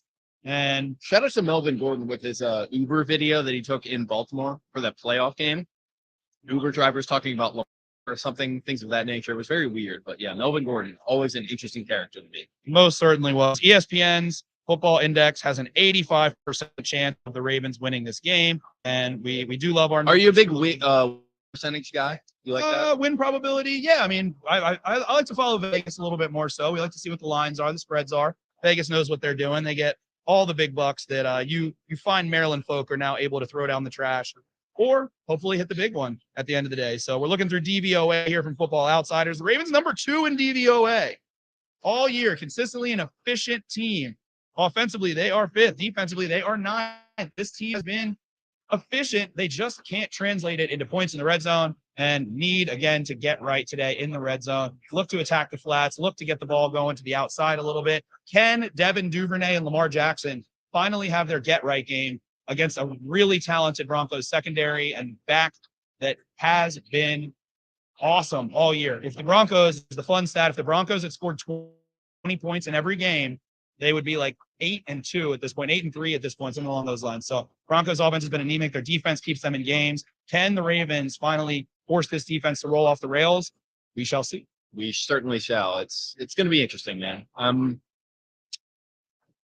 really curious to see if Russell Wilson can get something going early. And it feels like if he can, then the belief is going to be there. And if he can't, then it's not. And it's just going to be like that Panthers situation where Ravens are kind of hanging around, letting the Panthers hang around, letting the Broncos hang around potentially. So the key to me, shut Russell Wilson down, look like a pro offensively. Don't do the BS where you're, coming to the line too late and all that nonsense. I think they're really going to hammer that home. And ultimately, I think they get it done. I think they figure it out on offense. I think they score a couple touchdowns, a couple field goals, nothing crazy. And they get out of there with a 23-17. 23-17, Jake's score prediction. I'm going 27-13 for the Ravens, commanding 2-score win in this one. We like that. Ultimately, they are going to cover today. Go place your bets, folks. Get that little action in. Get that little brightness in. This is not brought to you by DraftKings, but do it on DraftKings. We like DraftKings. We like FanDuel. We like the Barstool Book. We like all of it, guys. Tell us in your comments. Have you hit any big bets? Have you hit any wagers since Maryland sports betting has gone live online here in the last couple of weeks? With that being said, we have a couple fun comments here. Go Man saying, let's open it up and be creative on both sides of the football. Again, I don't think the Ravens even need to be creative necessarily. They just need to have a plan, able to establish some rhythm and find that stride to get into that situation, ultimately to put themselves ahead of the 8 ball. Awesome. We got Kevin coming back on here. We have had Cole. We're at Pickett Brewing Company, folks. Awesome venue right outside. Got a couple people taking photos here. It's a great time, guys. Great time. The buzz is electric. It is almost game time, ladies and germs. It is almost game time. We are rolling tide here at Pickett Brewing Company. Make sure to swing by Pickett when the Ravens take on the Steelers, December 11th at home. Or excuse me, on the road. They're going to be doing a watch party here. They're going to have specials, giveaways, tons of deals. Anytime Kenny Pickett turns the ball over, gets sacked, throws an interception, there will be giveaways, there will be prizes, there will be deals. So come check out Pickett Brewing as the Ravens take on the Steelers. Not even like in a promotional type of way. This is one of the more fun days that I've had tailgating. Like, come to Pickett Brewing Company. They're great people, great beers. Been doing special teams, ale situation. It's been great. I mean, it's fantastic. You got to come out. Most definitely. You certainly do. I think you're about to go with the boys. I am. And we're going to bring Kevin back on here real quick. Bobby will be coming back on shortly here live at Pickett Brewing Company. Can the Ravens get it done today against the Denver Broncos? It's been a pleasure. Absolutely. Love you too. And fun time. We're doing these live more often, guys. Shout out to Bobby. Shout out to Kevin. Shout out to Jake. Shout out to Cole. Kevin Ostreicher coming back on here. No, he's not. No, I am. There we go. I'm gonna take over. There we go. Take over, Kevin. Take it. All right, this is it. You're gonna have everybody heading out to the game here. Bobby's doing a radio hit for the Denver radio right now. So here we are, the Ravens game kicking off here in about 45 minutes. We almost have Ravens football on the way, and it's exciting time, especially when you're thinking about a team that has the potential here to go 8-4 and at least do their job to stay tied atop the division with Cincinnati. Most certainly. And Marshall Yonda going into the Ring of Honor here. He's already gotten his Zales crystal instilled. He's going to be going up into Baltimore tradition and legacy cemented in the Ring of Honor. What's the number one thing that comes to mind when you Marshall Yonda's 13 seasons in Baltimore for you, Kevin? What memories? Man, there's so much, but I think just the consistency to have a guard play at that high of a level for so many years. Third round pick out of Iowa. I mean, this is a guy that worked so hard to get to where he was. He's the lunch pail guy. You know, you kind of have Kevin Zeitler as that new veteran lunch pail guy, but Yonda came to work. But I think if you had to pick a story, the story that he tells about the taser when he was in that locker room and they say, "Who wants to get tasered?" And Marshall Yonda goes, "I'll do it." And he said it was a quick, what was it? Couple $1,000 to get tasered in that locker room. Yep. And he says he gets tasered and he goes, "All right, that's it." I mean, he was a tough guy. He was somebody that there's never going to be another Marshall Yonda on the field for the Ravens, but he's someone that he deserves that spot up in that Ring of Honor. He's someone who encapsulates Ravens football. He's someone that I think is one of the best draft picks in Ravens history to have that consistency there. So the key word is consistency. The key story to me, it has to be that taser one. The taser, the human taser himself. He tased many defensive linemen and linebackers for years and years and years in Baltimore. And a fun story was told, I believe, by Eric DaCosta. This announcement happened, I believe, quite some time ago, and he's telling a story that basically when the Ravens saw that Marshall Yonda was still available in the third round, the entire room erupted like it was a first-round pick. They had kind of perfectly pigeonholed where they thought they could get him still, a player that they had way higher on their board than apparently most other teams did. Turns out to be a future Hall of Famer, turns out to be a 13-year player, turns out to be a multiple-time All-Pro, someone that was a Super Bowl champion, someone that was a part of several of the best teams in Ravens history by far. So Marshall Yonda getting that legacy cemented today forever in the Ring of Honor in M&T Bank Stadium. Super fired up there as we're trucking on through. We got about 40 minutes left until 1 o'clock hits, till it strikes at the end of the day. So ultimately, guys, come to Pickett Brewing, support local brewing companies, support local business, support Bobby, go like, go comment, go subscribe, all that good stuff. Locked on Ravens. Kevin's bringing you the best daily Ravens coverage over at Locked on Ravens. My name is Spencer Schultz. You can find me at Baltimore Beatdown, anywhere you get your podcast. Also at BaltimoreBeatdown.com. You've seen Jake Luke. You've seen Cole Jackson. The whole squad showing out here today. And looking forward to doing more of these in the future, man. These live events are fun. Got to meet a ton of listeners today. It was a really good time. So make sure, if you can, to check it out sometime soon. And again, there will be a watch party for the Steelers game on December 11th. And man, crazy. The Ravens haven't taken on the Steelers yet. I know. Tons going on in this division. A lot of excitement. Deshaun Watson stirring the pot, all the rumors and controversies and everything led to him finally getting his first start today as well against his former team, Houston Texans. So ton going on in this division. The Ravens have most of their divisional slate left to go with only a few weeks left in the regular season. Yeah, and that's where it's at. These divisional games are going to be huge. I think when you're looking ahead, Cincinnati in Week 18 is going to be a huge one, maybe for the division. If we're looking at how it's going right now, Cincinnati and Baltimore tied atop. AFC North, obviously Baltimore has the tiebreaker with their win in Week 5 in prime time over Cincinnati. But if you can go 3-1 over these 4 divisional games, I think you put yourself in a pretty good spot, even if it does come down 2 divisional tiebreakers. The Ravens against Cincinnati, they can go as it's worst. The worst case scenario is 1-1. Cleveland, worst case, 1-1. Pittsburgh's 0-2, but I don't think they're in the running for the division necessarily right now. So I think your biggest threat if you're Baltimore is Cincinnati. Week 18 is going to be huge, but you have to look at what's in front of you right now. It is Denver coming up here in about 40 minutes, and then you go to Pittsburgh. You have to play that game, and then you have Atlanta kind of sandwiched into some divisional matchups as well. That's the final game. That's actually not a divisional matchup with Baltimore this season. So I think Baltimore has an opportunity. The Jacksonville loss was tough. They are on that winning streak. People are expecting coming out of the bye, Carolina, Jacksonville, Denver, games you should win, but it's not easy. This is not an easy league to win in.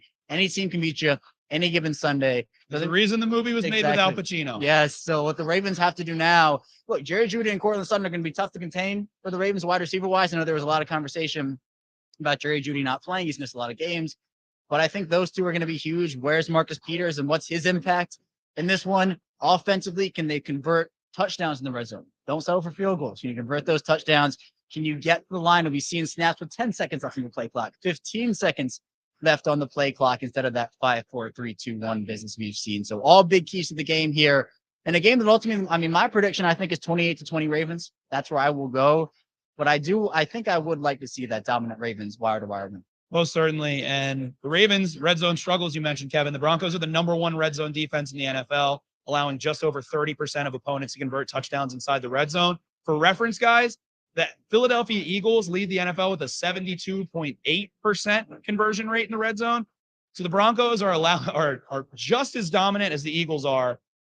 And man, a tough test for this Ravens offense against a team that has been so stifling defensively. Again, if the Broncos had scored 18 points in every game this season, they would be 8-3 right now. So this defense has been that darn good, keeping them in games. Seen so many, teens, scores in the teens. Right. They have these Thursday night slop fests, all these awesome drag out knuckle brawl games defensively, and their offense just can't get it done. We see Russell Wilson getting kind of screamed at by his own teammates on the sideline last week. A lot of drama in Denver for the big ticket this year. Kevin, you had your prediction of 28-20. I'm going to go 27-13. With that, we are going to cap it off here. Thank you so much to everyone who came out today. Thank you so much to Pickett Brewing for having us. Thank you so much to Bobby, to you, Kevin, to Cole, to Jake, to everyone, and all of our listeners. So with that, go Ravens and enjoy the game, folks.